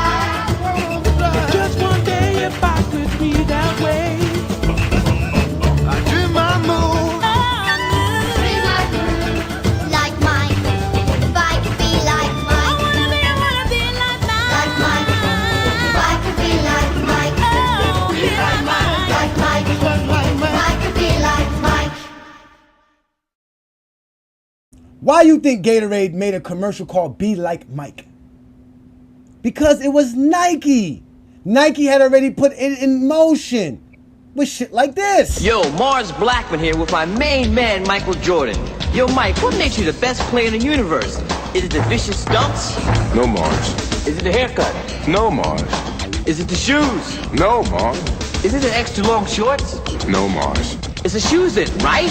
Nah. Is it the short socks? No, Mars. Money's gotta be the shoes. Shoes. You sure it's not the shoes? I'm sure, Mars. What about the shoes? No, Mars. Money's gotta be the shoes. That's all it was, bruh. It was all propaganda. That's all it was, bruh. It's all propaganda. That's all it was. Johnny, did you see the last thing that it said? It says Jordan's views is not necessarily reflected on how Nike feels. All I'm saying in the commercial, it's literally said that Nike, we believe Jordan's the greatest player in the universe. Propaganda, what you're saying. That's cool. But that doesn't influence basketball fans to say he is. If he was dumpster juice and somebody saying that he's the greatest, we would call him out on it. Jordan didn't disappoint on the court. And the shoes is fired. Like, what are we talking about? They're still selling. Yeah, So but his resume wasn't good enough in comparison to Kareem Abdul-Jabbar or Wilt yes, it Chamberlain. was. No, it wasn't. When he retired at 93, no, it wasn't, bro. Yes. So this is why it was. Hold on. Hey, Johnny, This is why it was. This is Ishmael. This is why it was. He had seven. He said he had seven. He said Jordan never let us down because you wasn't watching Michael Jordan play basketball. I didn't say He that. never disappointed on the court, but he got swept in the first round. He Stop the bullshit. exactly. He was a disappointment throughout the fucking 80s. Like Sir. that gotta stop. He was a disappointment throughout I never said the he 80s. didn't lose. I never said he didn't. No. I didn't say lose. I said he let down. He was disappointing. It was horrible. So horrible, they put this on a national syndicated or a publication. Michael Jordan was horrible. He was getting whooped by a team that didn't even have an All-NBA or All-Defensive player on their roster. He actually created the Pistons. If it wasn't for Jordan, there wouldn't be no fucking Pistons. The Boston Celtics created them. Johnny, I don't know about that. when I said the propaganda of Nike saying Jordan's the GOAT. So let's say Nike saying Jordan's the GOAT. He's the greatest player to ever play the game. Watch him, tune him. He's the GOAT. Okay, let's watch Michael Jordan and why everybody's saying he's the GOAT, these shoes, all these freaking commercials. You turn on the TV and it's the playoffs and you're watching Michael Jordan. You're seeing something that you have not seen before. And at the end of his first retirement in 93, yes, you can believe after what you saw on the court that yeah, he might be the GOAT. Yes, he might be the greatest that we've ever seen in my book. Those are just facts. Nike can push the propaganda all they want for money. That's all sweet. Don't hate on no man's pockets. You feel me? But if Jordan was garbage, we wouldn't be having this conversation if he was garbage. He did not disappoint the propaganda that was pushed behind him. Mac, you saw more of this commercial than Jordan in the 91 finals. Yo, Mars Blackman here at the NBA Finals. See what makes Michael Jordan the best. Is it the shoes? Gotta be the shoes. It's gotta be the shoes. The shoes. Gotta be the shoes. The shoes. The shoes. Gotta be the shoes. Shoes. The shoes. Gotta be. It's gotta be the shoes. The shoes. The shoes. The shoes. The shoes. It had to be the shoes. NBA Finals was shown a couple of days out the week. That was on television hundreds of times a day. Multiple times a day. Because Nike had the money and the power to place that out there like that. You saw Michael Jordan in commercials in the 90s, then you watched him play the game of basketball. I already know this. You ain't got to lie to me. It's fine, though. You can continue to tell me about your childhood hero. Continue. So Mac, for real talk, are you really sitting here saying media does not influence public opinion, bro? No, I did not say that. Because you kind of alluded to that when you were going through your little soliloquy. What I said was Nike, let's say, and put it out there, Nike pushed him as the GOAT. I am agreeing with you. Nike pushed him as the GOAT. They sold shoes, Gatorade, commercials. They said Michael Jordan is the greatest player on the universe. This is facts. Pause right That's what the there. media Pause right push. there. I have a question for you now. Pause right there. If they don't have this aggressive media campaign that started in the 80s all the way through the 90s, do you think Michael Jordan would be seen and be held in this high of regard? Yes. No. By far, Yes. no. Based on what he did on the court, you cannot deny that. No, I absolutely can, because everybody didn't see the games, Mac. Thank you. Oh my God, we watched the play. We watched the playoff games, bro. You cannot, Mac. sir, Nobody watched sir. all the games through the 80s and the 90s, Mac. So that's why I asked you that if question. we listen, if I never watched, and I'm agreeing with you. Let's say I never watched a Michael Jordan regular season game in my life. Not one. Let's put that out there. Not one. And then I turn on the TV and I see a Michael Jordan commercial saying this is the greatest basketball player in the universe that ever played. And I'm only watching Michael Jordan in the playoffs. After watching Michael Jordan's career in the playoffs, 80s and 90s, you would have an assumption like, hey, he's pretty good. After what he did on the court, you cannot have the propaganda machine behind you and be garbage. That's not facts. Question. They put this same propaganda machine behind Larry Bird. Would Larry Bird be considered the GOAT? Yes. No, he wasn't considered. No, he wasn't. Hold on. First of all, Larry Bird didn't give a fuck about none of that shit. That's why. I put a link. Hold on. No, Larry Bird. Hold on. Y'all talking about? Let me answer the question. Commercial, hey, John. Hey, play the link. I got it. I appreciate it. Go ahead. Continue, guys. I want to say. I want to answer the question. I'm giving you a player who didn't disappoint on the court. Larry Bird was excellent on the court. So if they put these commercials behind Larry Bird, and he comes at the right time, like Jordan came at the right time, and they put this push behind him, would Larry Bird be the greatest player ever? Hands down. He would be he would be considered in the GOAT debate, just like he's considered an all-time great. We have to understand. Hold on, we have to understand, Ajani and Twin Man, that when Larry Bird came into league, he came at the right time. He saved the league. He literally saved the league. And as far as that time, we got to understand that's the late 70s, early 80s, racism, this, that, and the third. He did have all the freaking hype behind him. He had America behind him. I'm not gonna say why. We all know why. But did Bird disappoint on the court?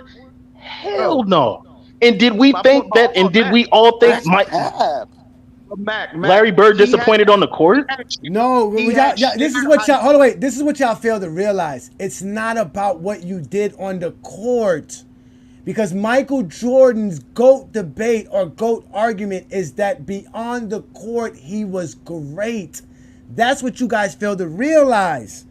His accomplishments, his stats, his resume was never enough to be the GOAT.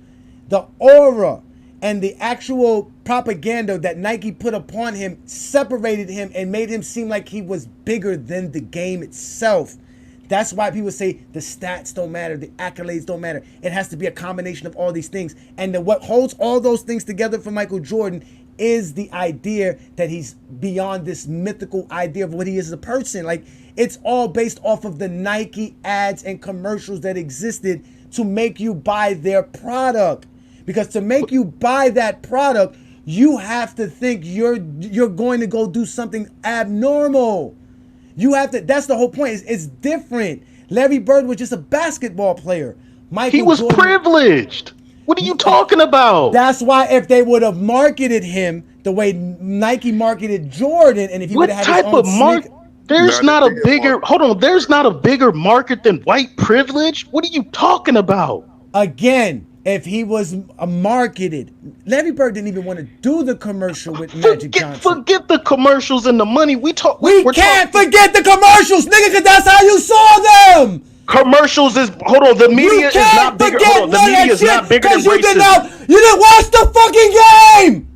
Is You the didn't media watch bigger Larry than Bird racism? play. You watched him on a fucking commercial. Is the media That's bigger the than fucking racism? truth. Is the media bigger than Fuck. racism?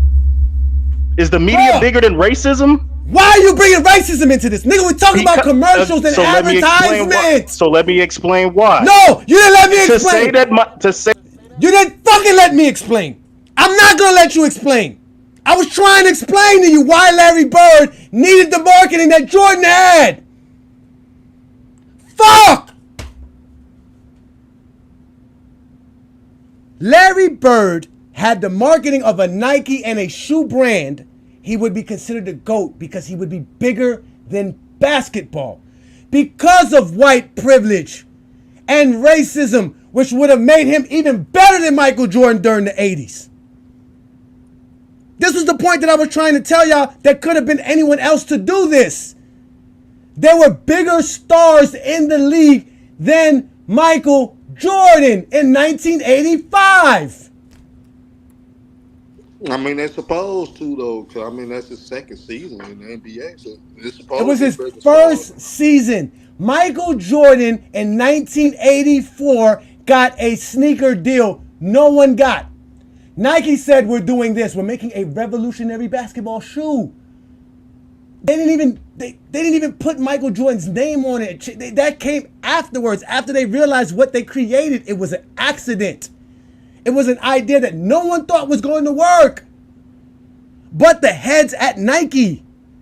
And in reality, if you really want to know, it was Sonny Vaccaro. It was all his idea. He was the one who told Nike to do the shit. They made a movie about it. All of this is available for y'all to read, but y'all just lie. If Larry Bird had got his own sneaker, bruh, every white person in America would have had that sneaker. He would have sold well over 100 shoes. But you know what? You know what shoe he had? He had the same fucking sneaker Magic Johnson had. You know what white America said? I ain't wearing them nigga shoes. No, but hey, John, you got to realize nobody was thinking outside the box. So it always going to be somebody start something new. Evolution. We get that. We know Jordan's. We get that, but it was because of Nike. Jordan was just a young black male trying to play basketball. He had no ideas that he was going to take the sneaker world to a whole new place. He had no idea that he was going to take his fame and popularity to a whole new place. That's why they work hand in hand. That's all he's saying. I get that. Michael Jordan was great. Nobody's saying that because again, if Michael Jordan doesn't make the All-Star game, you can't promote the shoe that well. If he doesn't, average 28 points per game and win the Rookie of the Year, you can't promote him that well. That's why y'all don't talk about Jordan in 86, because he didn't play. 87 comes along, he averages 37 points. Then in 1988, Nike has the prime opportunity.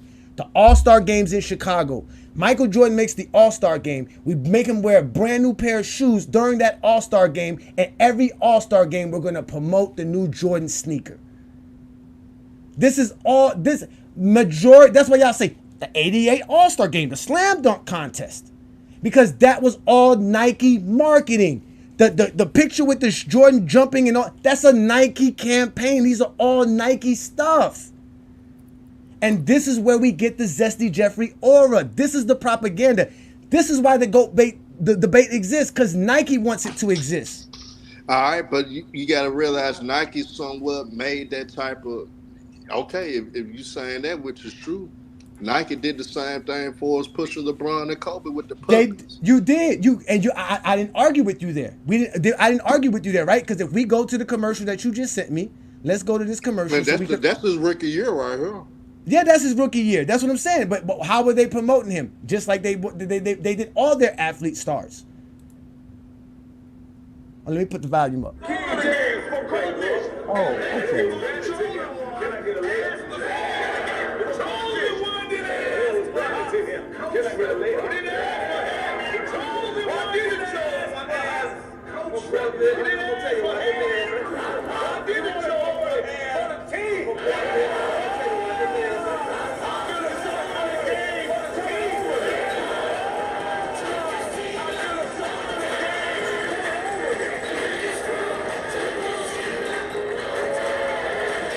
LeBron looked young as hell.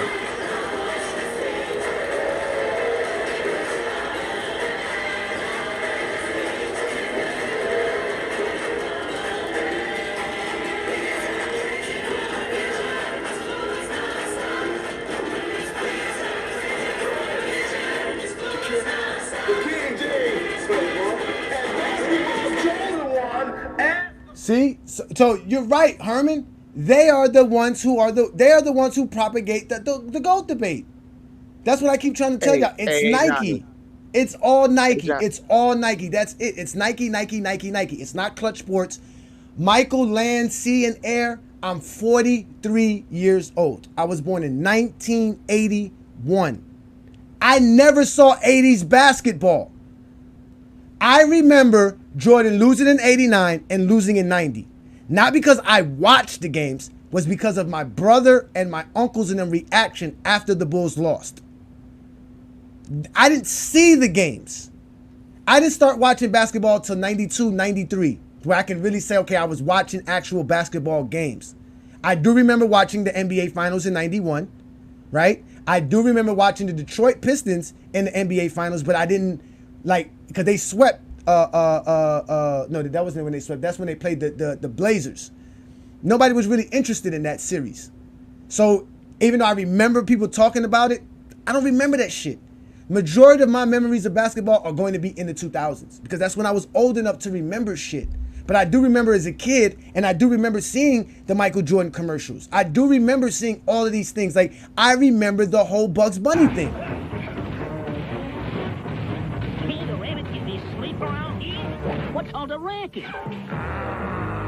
What's up? I was only kidding. Gruesome, ain't it? Of course you know this means war. Air Jordan and Air Jordan. What'd you expect? Elmer Fudd? Nice shot. Nice shot. This floors them every time.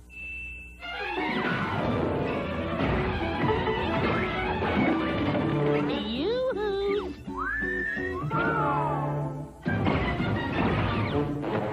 Nice shot. This could be the beginning of a beautiful friendship.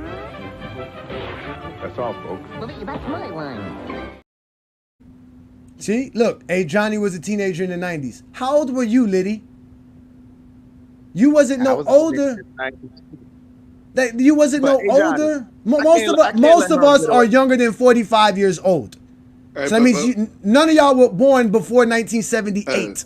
But I guess we can I can't let Herb get away with this. He sent you one commercial, bro.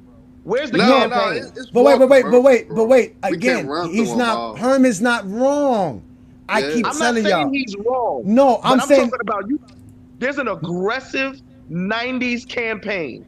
I need the aggressive. It is aggressive. Oh, wait. Ever since 2016, it's been aggressive for Nike and LeBron in the GOAT debate. Right. Exactly. Why you think Jordan went and got the Last Dance to go do that? Because he saw what Nike was about to do. He saw the writing on the wall. It's no longer Nike's not gonna stop promoting LeBron if people think LeBron's the GOAT. That's why I say they profit from the GOAT debate more than anybody. They're the ones who are paying people to talk the LeBron and Jordan GOAT debate because they have the money and they have the reasons to. They have everything. Y'all always notice when there's a situation, you always got to look at who's the one who benefits the most, who has the most to gain from this situation. And during the GOAT debate, where we have a bunch of grown men like us arguing and yelling at each other every day about Michael Jordan and LeBron James, who is the only entity that actually gains from that? LeBron. Nike. Now, I don't disagree with what you just said, but see, this is the difference. They started pushing Jordan from his rookie year. Now LeBron had that commercial. It's no I need the aggressive campaign. But you can't do that. No, you can't do that because they had to push Jordan. Remember, they threw all their chips in on Michael Jordan for their basketball. If Michael Jordan fails, that Nike basketball department goes away. That's it. So they put all their chips into Michael Jordan. They did everything to make sure that this was it.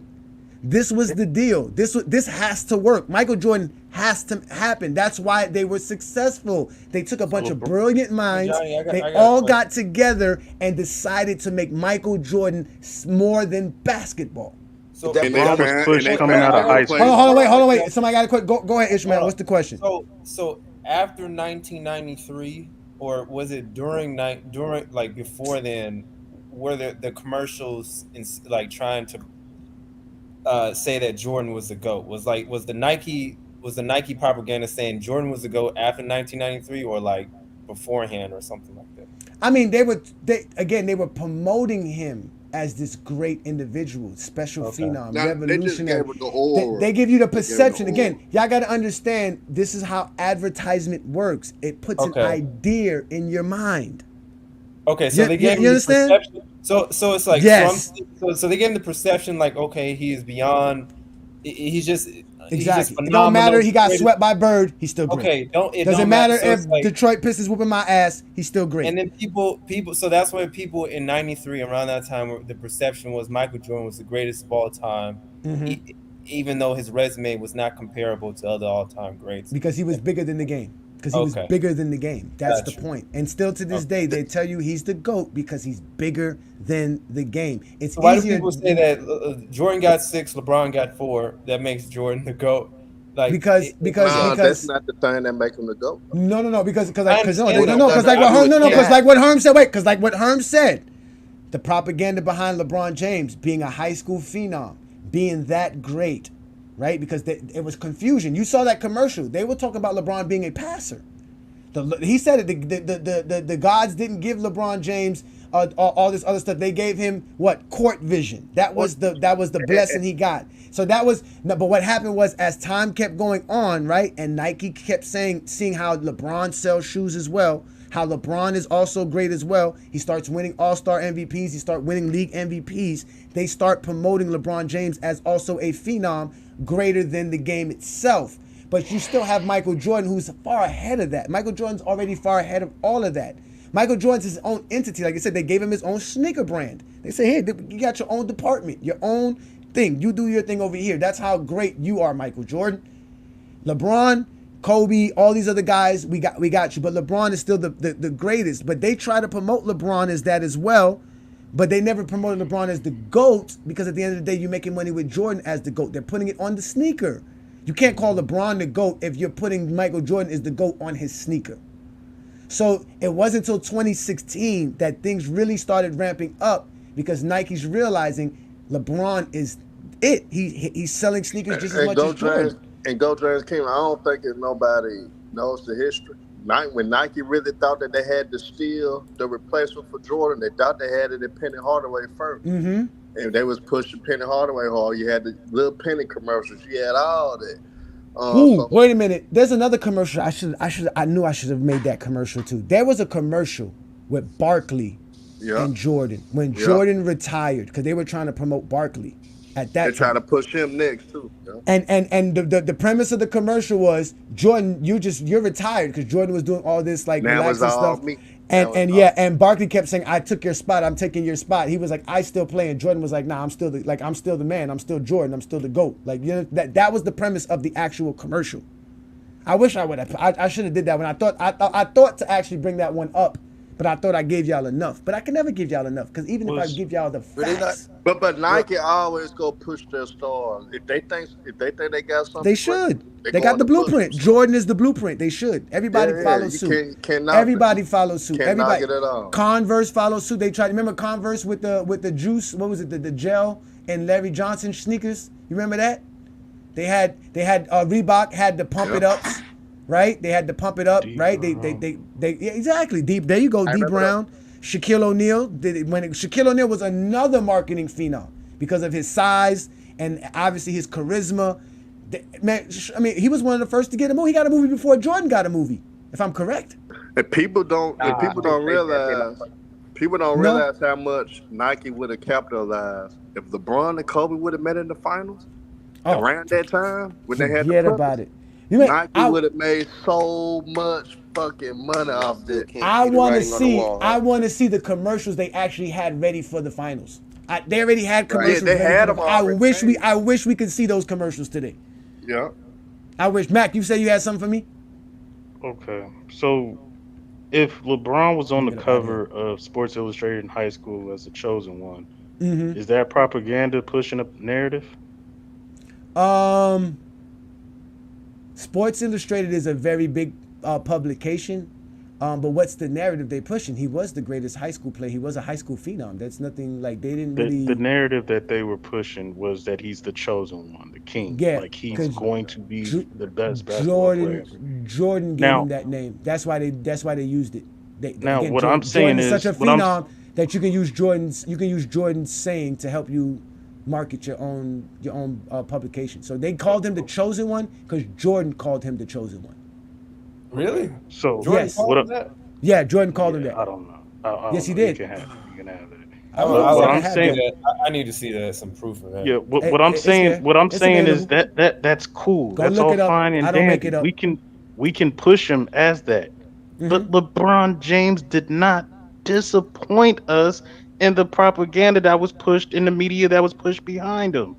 LeBron is not the GOAT because of Nike. He's not in the GOAT debate because of Nick Wright. Nick Wright is making money off of LeBron's name. Skip Bayless and them, this whole media, they're making money off of LeBron's name. Besides the point. LeBron is not in this debate. Arguing. LeBron is. What I'm saying is the same thing I'm Guess saying he's for trying to say Jordan. propaganda for LeBron is just not. like I don't care about the machine that's pushed behind. They're making money. Congratulations for them. But LeBron is not in the GOAT debate because of the media push behind him. It's what he did on the court. And the same thing goes for Jordan and vice versa.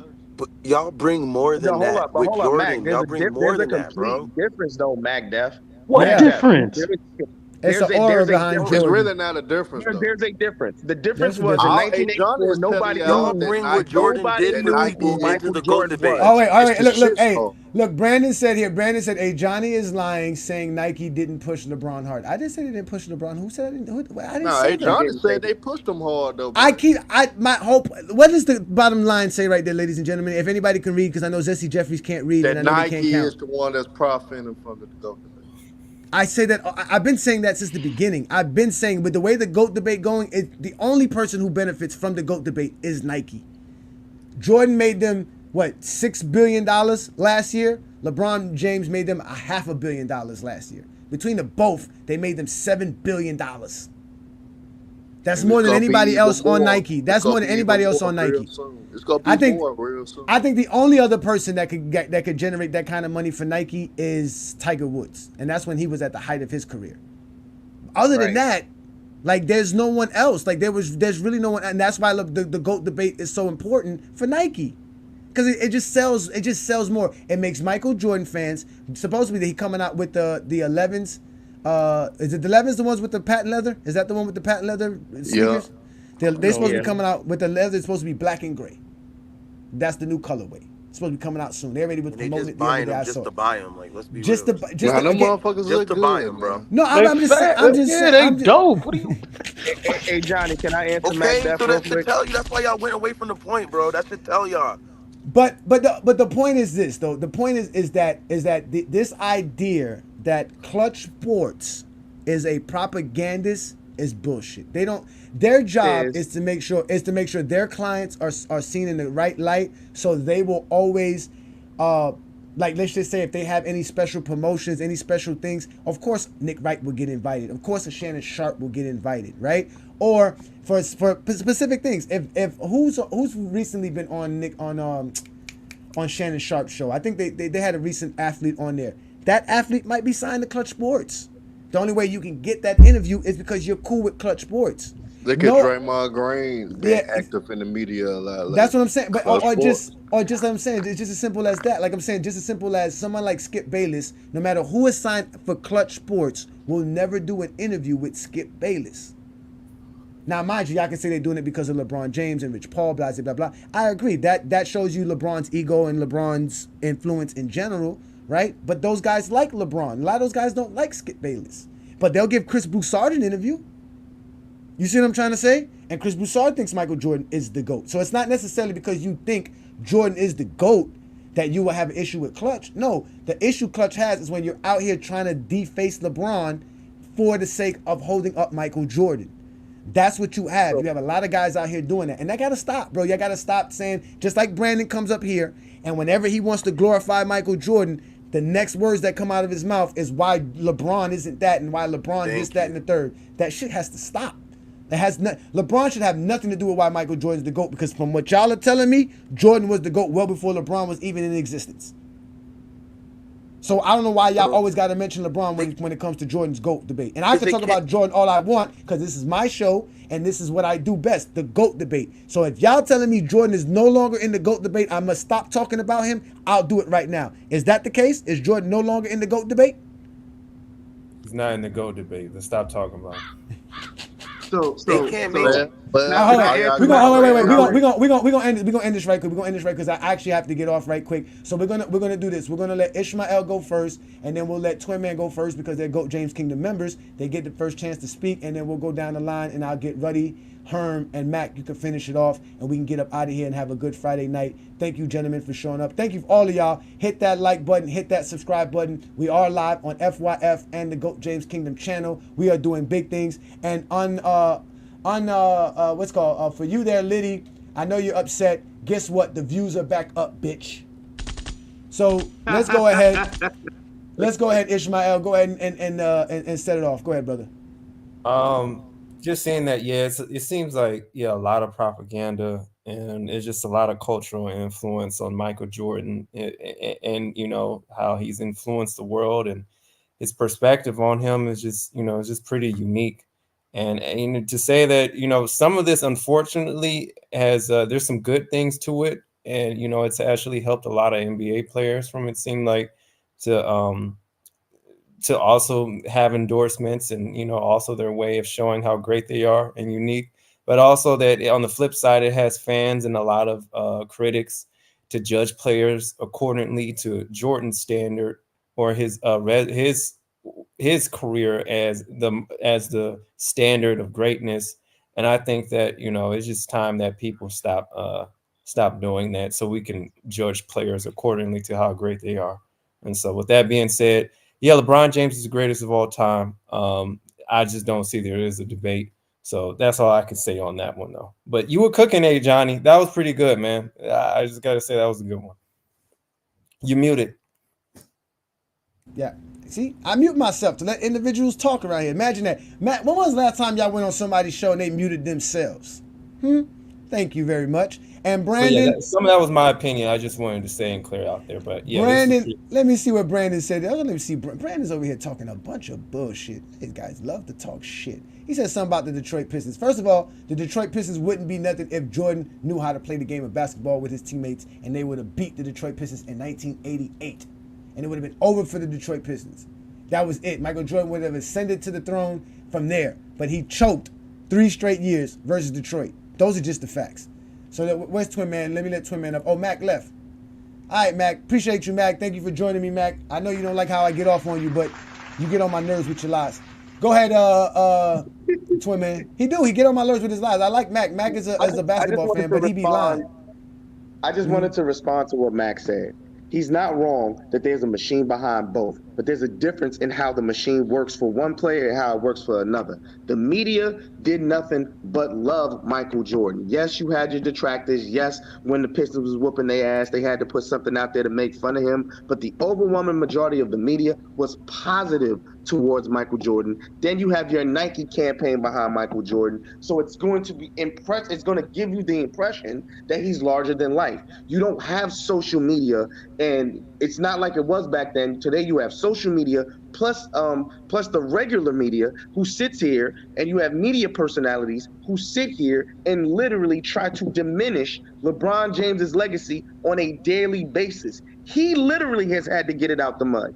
The moment he lost in 2007, the narrative would be he can never be the greatest player of all time because he has one finals loss. So to sit here and pretend like it has been the same for both of them is just not true.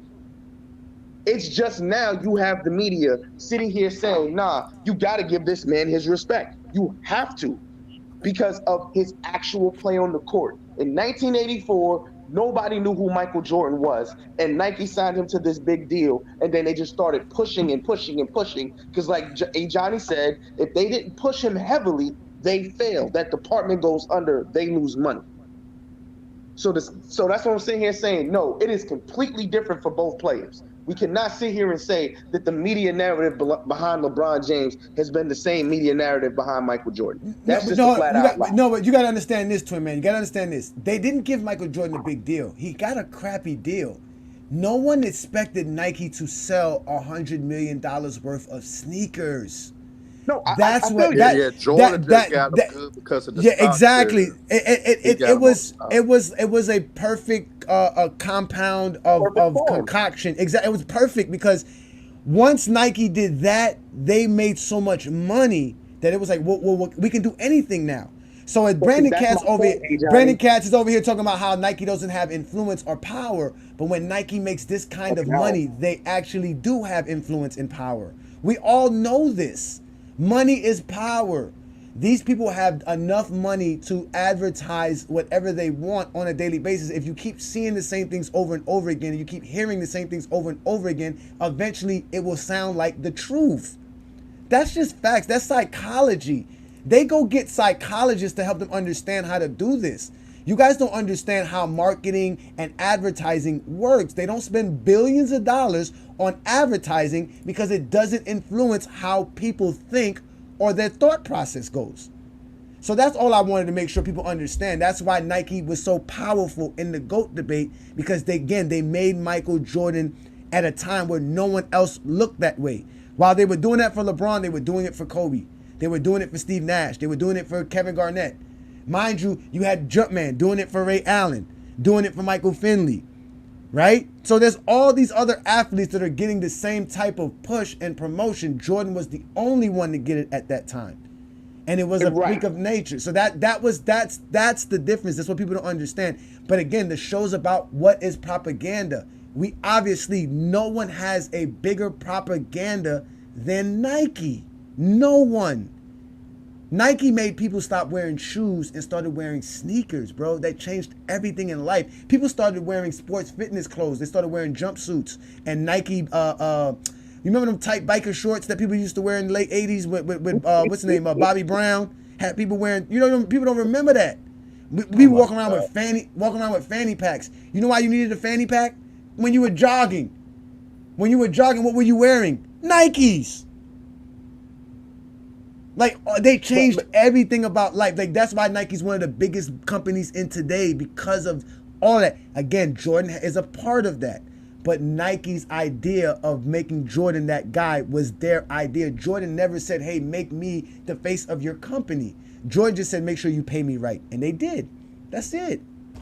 So, but hey Johnny, this is the only thing I'm sitting here saying. Because you're not wrong in what you're saying. I just wish I was understanding what I was saying.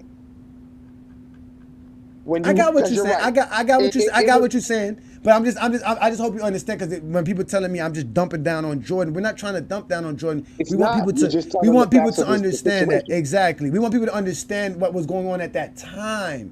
Because 40 years ago was a long time ago. 1984 was 40 years ago, ladies and gentlemen. Damn talking about 1984 was like in the 90s talking about World War II. or the Korean War, which was in the 50s. World War II ended in the late 40s. So if it was, imagine 1984, compare 1984 is like talking about World War II in 1984. What we're doing right now, we're talking about something that far in the past. Hey, John, but we got to realize too. We got to realize too. Jordan's mom had a big influence on that deal as well. She was more active in the deal than Mike himself. So if it wasn't for her thinking, it wasn't for her being there for her son every step of the way, Michael Jordan would not have capitalized off of Nike, like Nike capitalized off him. Like I said, they work hand in hand. It forced the whole GOAT debate thing. I do agree with Ajani when it comes down to Nike. It's in the middle of all this shit when it comes to Jordan and LeBron and the GOAT debate. They capitalize off both of them and benefit off of both of those names keep being looped into the GOAT debate because they both are signed to Nike. They both are two of the biggest athletes that's on Nike, period. So in the day, they are the only ones that are going to benefit. But when it comes down to it, I think a lot of people sleep on the fact that Michael Jordan and LeBron is more similar than what a lot of you guys realize. It's just that they made certain career decisions differently. But in hindsight, if you really pay attention to their careers, if you really analyze everything, they are more similar than what you realize. Their play on the court is different, but when it comes to certain aspects of their careers, it's the same. And when a lot of people bash one or the other, like I said, we don't never get nowhere with nothing. So just talk the game as just a basketball fan. The Jordan, you may have your preference. It's cool. Jordan is my preference, but when it comes down to I have more criticism for the fans of LeBron James than LeBron James himself. So we know that. We know that about yeah, you. so I'm That really we know. tougher on the That fans. we know. That what we know. Yeah, that I'm what tough we on know. the fans more than anything. That we know. Listen. Check this Herm out. hates me. Hold on, wait. Herm hates me. Herm is just a debater. He's just a debater to the core, and he's looking for a debate right Herm's now. a troll, bro. But Herm's listen, a troll. this guy says here, I'm look, not a troll, but I he says- got a whole lot of knowledge that I know you wouldn't be able to deal with me in anything. He says ESPN says if LeBron was on Adidas, he wouldn't be in the top 10, and if Jordan was on Adidas, he wouldn't be the GOAT. That's the point. Nike was that brilliant at what they did. They created a whole new idea on how to market a team sport athlete. Hey, John, think They about completely this. changed it. They changed everything, bro. If you put all your eggs in one basket like Nike essentially did with Michael Jordan, you gonna go all out. You gonna do whatever you can to make sure that shit works. Yeah, you got to. What's Brandon's top 5? I'm just trying to. Michael Jordan, and Michael Jordan. What's his let's top let Ruddy, 10? let's let Ruddy Hood Sports in. Go ahead, brother. What you got for me before we get up out of here? Because you got the last word. Yeah, so I just didn't want to go from the point of the video. I seen a more underlining point from this video is that when it comes to the GOAT debate, a lot of people who grew up on Jordan, they use these commercials to say he's great. They use these commercials and these different things and growing up on him and infatuating him and idolizing him to say he's the greatest. This is the very reason why Mac Def just sat up there and lied straight out his mouth saying Jordan didn't disappoint.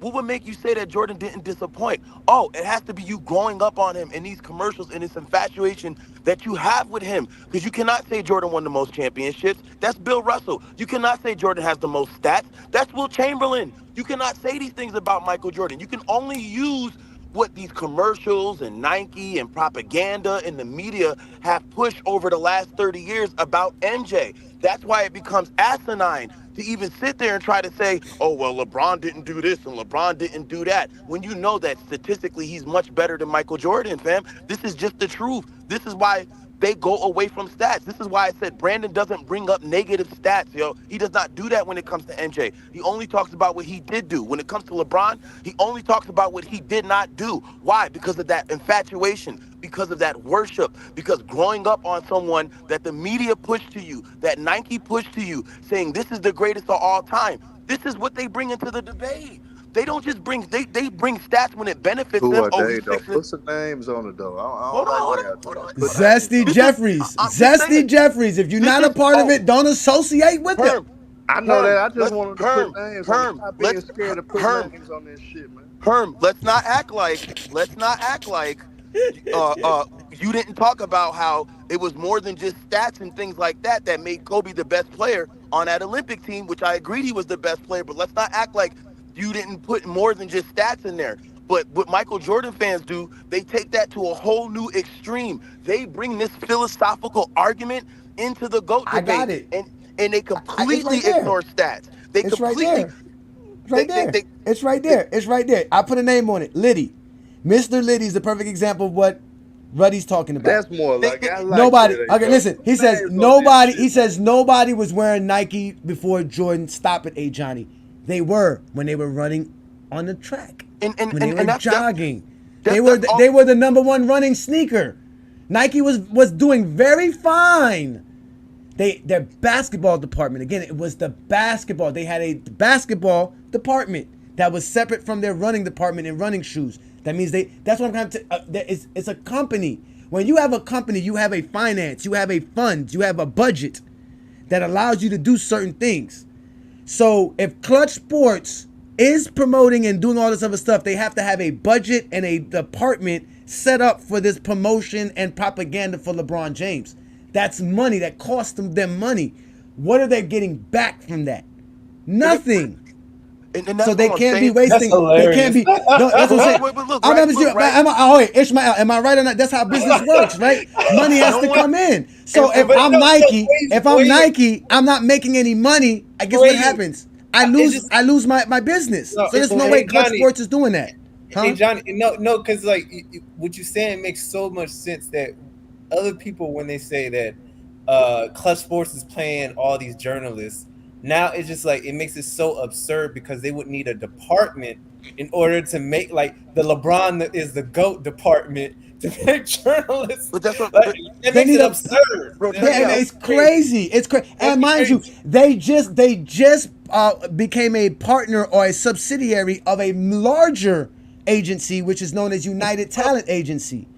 So they're not exactly. They're not interested in narratives or journalism. The only reason they would be interested in narratives and journalism is to promote their client in a good light so that they can get endorsement deals.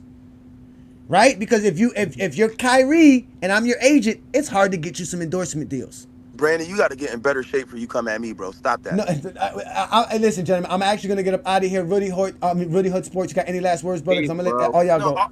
I appreciate you, twin man. I was just saying though that no one sits up here and uses LeBron being on the cover of ESPN, all those Sports Illustrated at 60. No one brings that to make shit him to the the GOAT. GOAT Yeah, debate. nobody no does one that. brings that Nobody shit to the GOAT debate. We don't get the same energy with MJ. It's always infatuation, what I grew up with, and how I feel. You're bringing the way you feel about a player to a goddamn GOAT debate. But that's all I can never do that. I appreciate that. That is factual. That is factual. Herm, thank you, Herm. Ishmael, last word. Go ahead, brother.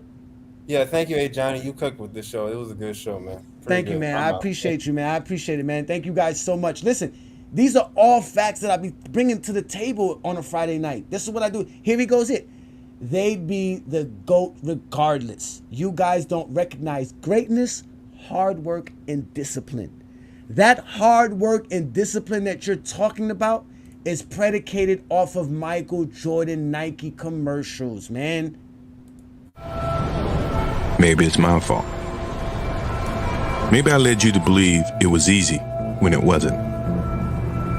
Maybe I made you think my highlights started at the free throw line and not in the gym. Maybe I made you think that every shot I took was a game winner.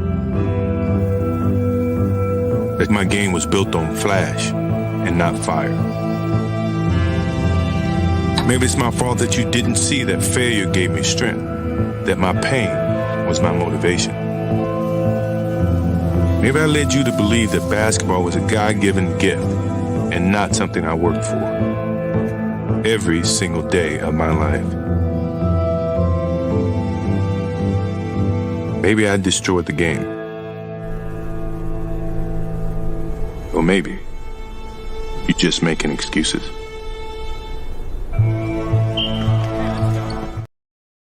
No, I'm not making excuses. You were not the only one to work hard. You're not the only one to have discipline. You were not the only one to do none of that stuff. But the way the Nike commercial appears, that Michael Jordan was, that he had something special that other people did not have. Which is why Michael Jordan's greatness is beyond all he does on the basketball court. Because even when Michael Jordan tells you he failed countless times, you guys say he never failed. It's because of commercials like this. I've missed more than 9,000 shots in my career. I've lost almost 300 games. 26 times I've been trusted to take the game-winning shot and missed. I've failed over and over and over again in my life. And that is why I succeed. False. He worked hard for it. Every single day. No, he gambled every single day. He went golfing every single day. He played cards, smoked cigars, and drank every single day. He quit on his team because it was too grueling. It was too much fame. It was too much fortune. It was too much. He didn't like the attention that Nike and everything was giving him. Those are the facts. That's what you guys keep lying. That's why Michael Jordan went out here and told everybody that he just wants to be a regular basketball player. That he just wants to see himself as that. What if my name wasn't in lights? What if my face wasn't on TV every other second? What if there wasn't a crowd around every corner? What if I was just a basketball player? Can you imagine it? I can. And when you cook these zesty Jeffries so well and so good, they bring up, again, lies, things that have nothing to do with basketball. Ajani is shitting on Jordan, but he doesn't want to discuss LeBron James' PED use. Let's discuss LeBron James' PED and his tumor. Do you have his medical records? Are you sure he actually had a tumor done and removed from his jaw? Do you know this? Do you have the receipts? This is how they want to have the conversations. Because again, Michael Jordan's stats were never enough. They didn't need stats for Michael Jordan because they had commercials like this. Yo, this is Mars Blackman, and this is my main man, Michael Jordan. And this is a pair of tight Air Jordans from Nike. This is something you can buy. And this is a patented, vicious, high-flying 360 slam dunk. This is something you cannot do. Let me repeat myself. This you can buy. You cannot do this. Can.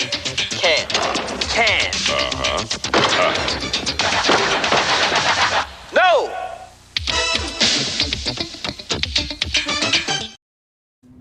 You heard Brandon Katz said LeBron's medical records is public records. I'm not even going to answer that. I don't know what you do for a living, Brandon, but it better not be anything professional, anything that requires you to be either like a lawyer or an accountant of any sort, because the way you lie it's crazy. He said LeBron James got it done at the Cleveland Clinic. Again, though, I guarantee you he believes that, right? Because he also believes Michael Jordan actually played Santa Claus one-on-one as well.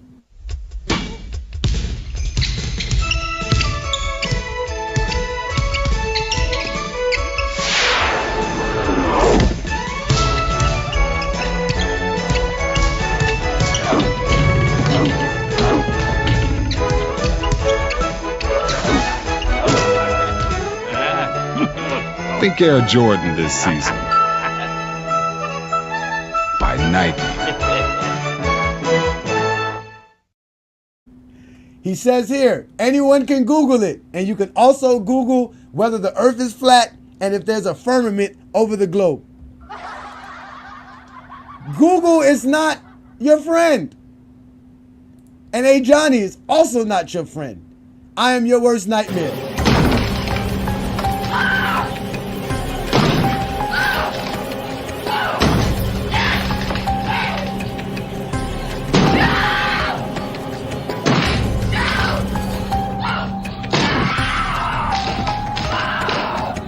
Here's Ajani.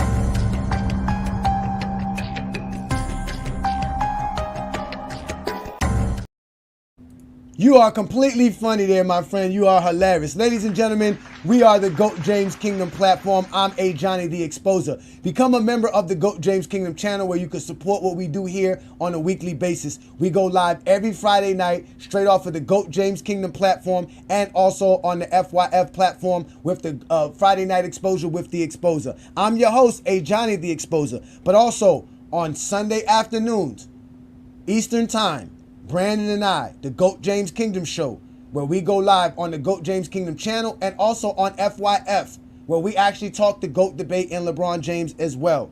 The Friday Night Exposure is a little bit different. I get to talk about what I want to talk about on a Friday Night Exposure. Because again, I'm the exposer. And I don't give a damn how you feel. None of your feelings mean anything. That's what FYF stands for. Fuck your feelings. Because all I do is bring facts. All I do is bring facts. Y'all ask, where's LeBron James' dominance? Right here.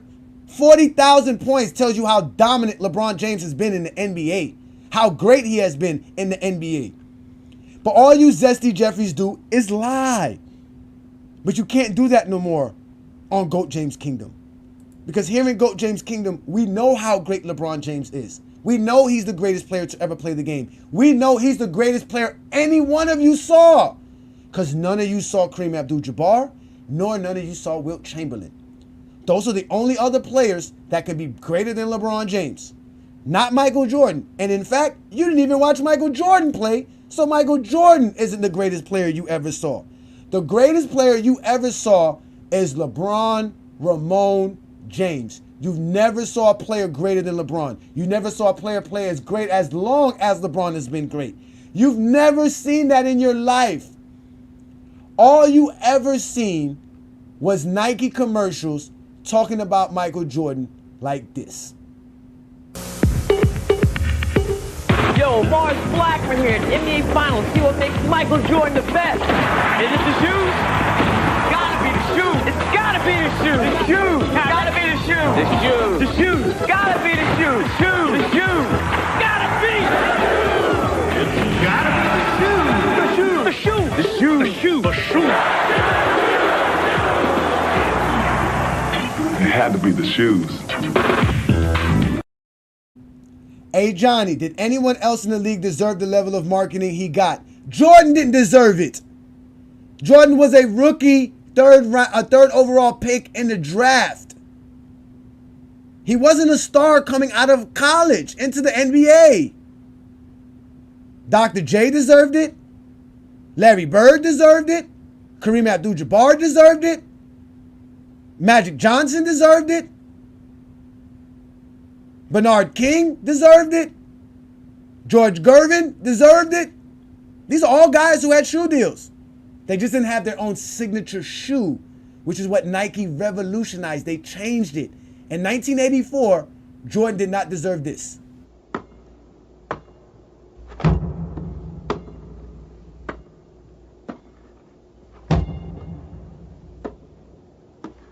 On September 15th, Nike created a revolutionary new basketball shoe. On October 18th, the NBA threw them out of the game. Fortunately, the NBA can't stop you from wearing them. Air Jordans from Nike. You guys got to understand, once Michael Jordan became popular, through commercializing and advertising and people seeing him on television, not watching him play the game, because the games were not on TV then, they saw him on commercials like this instead of watching him play the game. Air Jordan Flight 23 departing in 24 seconds. Roger Tower, beginning fueling procedures. Now at McDonald's, McPack combo meals for $2.29, a quarter pounder with cheese, or a Big Mac sandwich plus large fries and a medium Coke. Begin final equipment check. Roger Tower, we're ready for takeoff. Air Jordan 23, Roger, cleared for takeoff. McPack, fuel for Air Jordan. Now, mind y'all, I keep telling y'all, that was 1985. What is Michael Jordan doing on all these commercials in 1985 with McDonald's and they promoting them, all that other stuff? It was because Michael Jordan was a phenom. He was selling sneakers. He was selling sneakers. They couldn't believe it. There were people out here like, if he can sell sneakers, well, shit, he must be able to sell fucking sandwiches. Matter of fact, let's give him a sandwich. LA is feeling blue. Detroit's the same way too. Cause only one team can repeat. And only one town gets to eat. The McJordan Special now is back in town. It's some awfully good eating. That's why it bears repeating. The McJordan Special is back in town. McDonald's today. A McJordan special. Have any of you guys eaten a McJordan burger before in your life? For some reason, you watch Michael Jordan play the game of basketball, but I haven't had nobody here in the comments say that they remember eating a McJordan sandwich, because you wasn't alive around that time. You wasn't even able to go to McDonald's. Just like you weren't able to actually watch the games because it was limited. Everything was limited back then. So ladies and gentlemen, it's been a great show. You know what I do best. I'm Ajani the Exposer. It is the Friday Night Exposure with the Exposer. You have now been exposed by the Exposer. And you guys make sure to hit that like button, hit that subscribe button, become a member of the channel because we do things like nobody else does it. The Zesty Jeffries need to just relax, take their time, and understand LeBron James is not going nowhere because Nike benefits the most from the GOAT debate. And as long as Nike's around, the GOAT debate's not going anywhere. And as long as the GOAT debate's not going anywhere, GOAT James Kingdom is not going anywhere. So we'll be back next Friday night with another Friday Night Exposure. I might have something special for you. I probably won't even mention Michael Jordan or LeBron James next week. Or we might just mention LeBron James and Michael Jordan next week. But tune in to find out. Ladies and gentlemen, it's been a great evening. I'm going to leave you with this. If you're a basketball fan and you're tired of basketball shows that talk about fake narratives and using non-basketball terms like killer instinct, playoff translation, gravity, come to GOAT James Kingdom.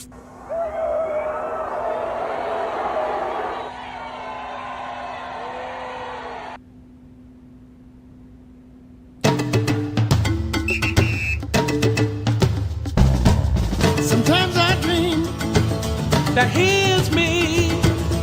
Got to see that's how I dream to be.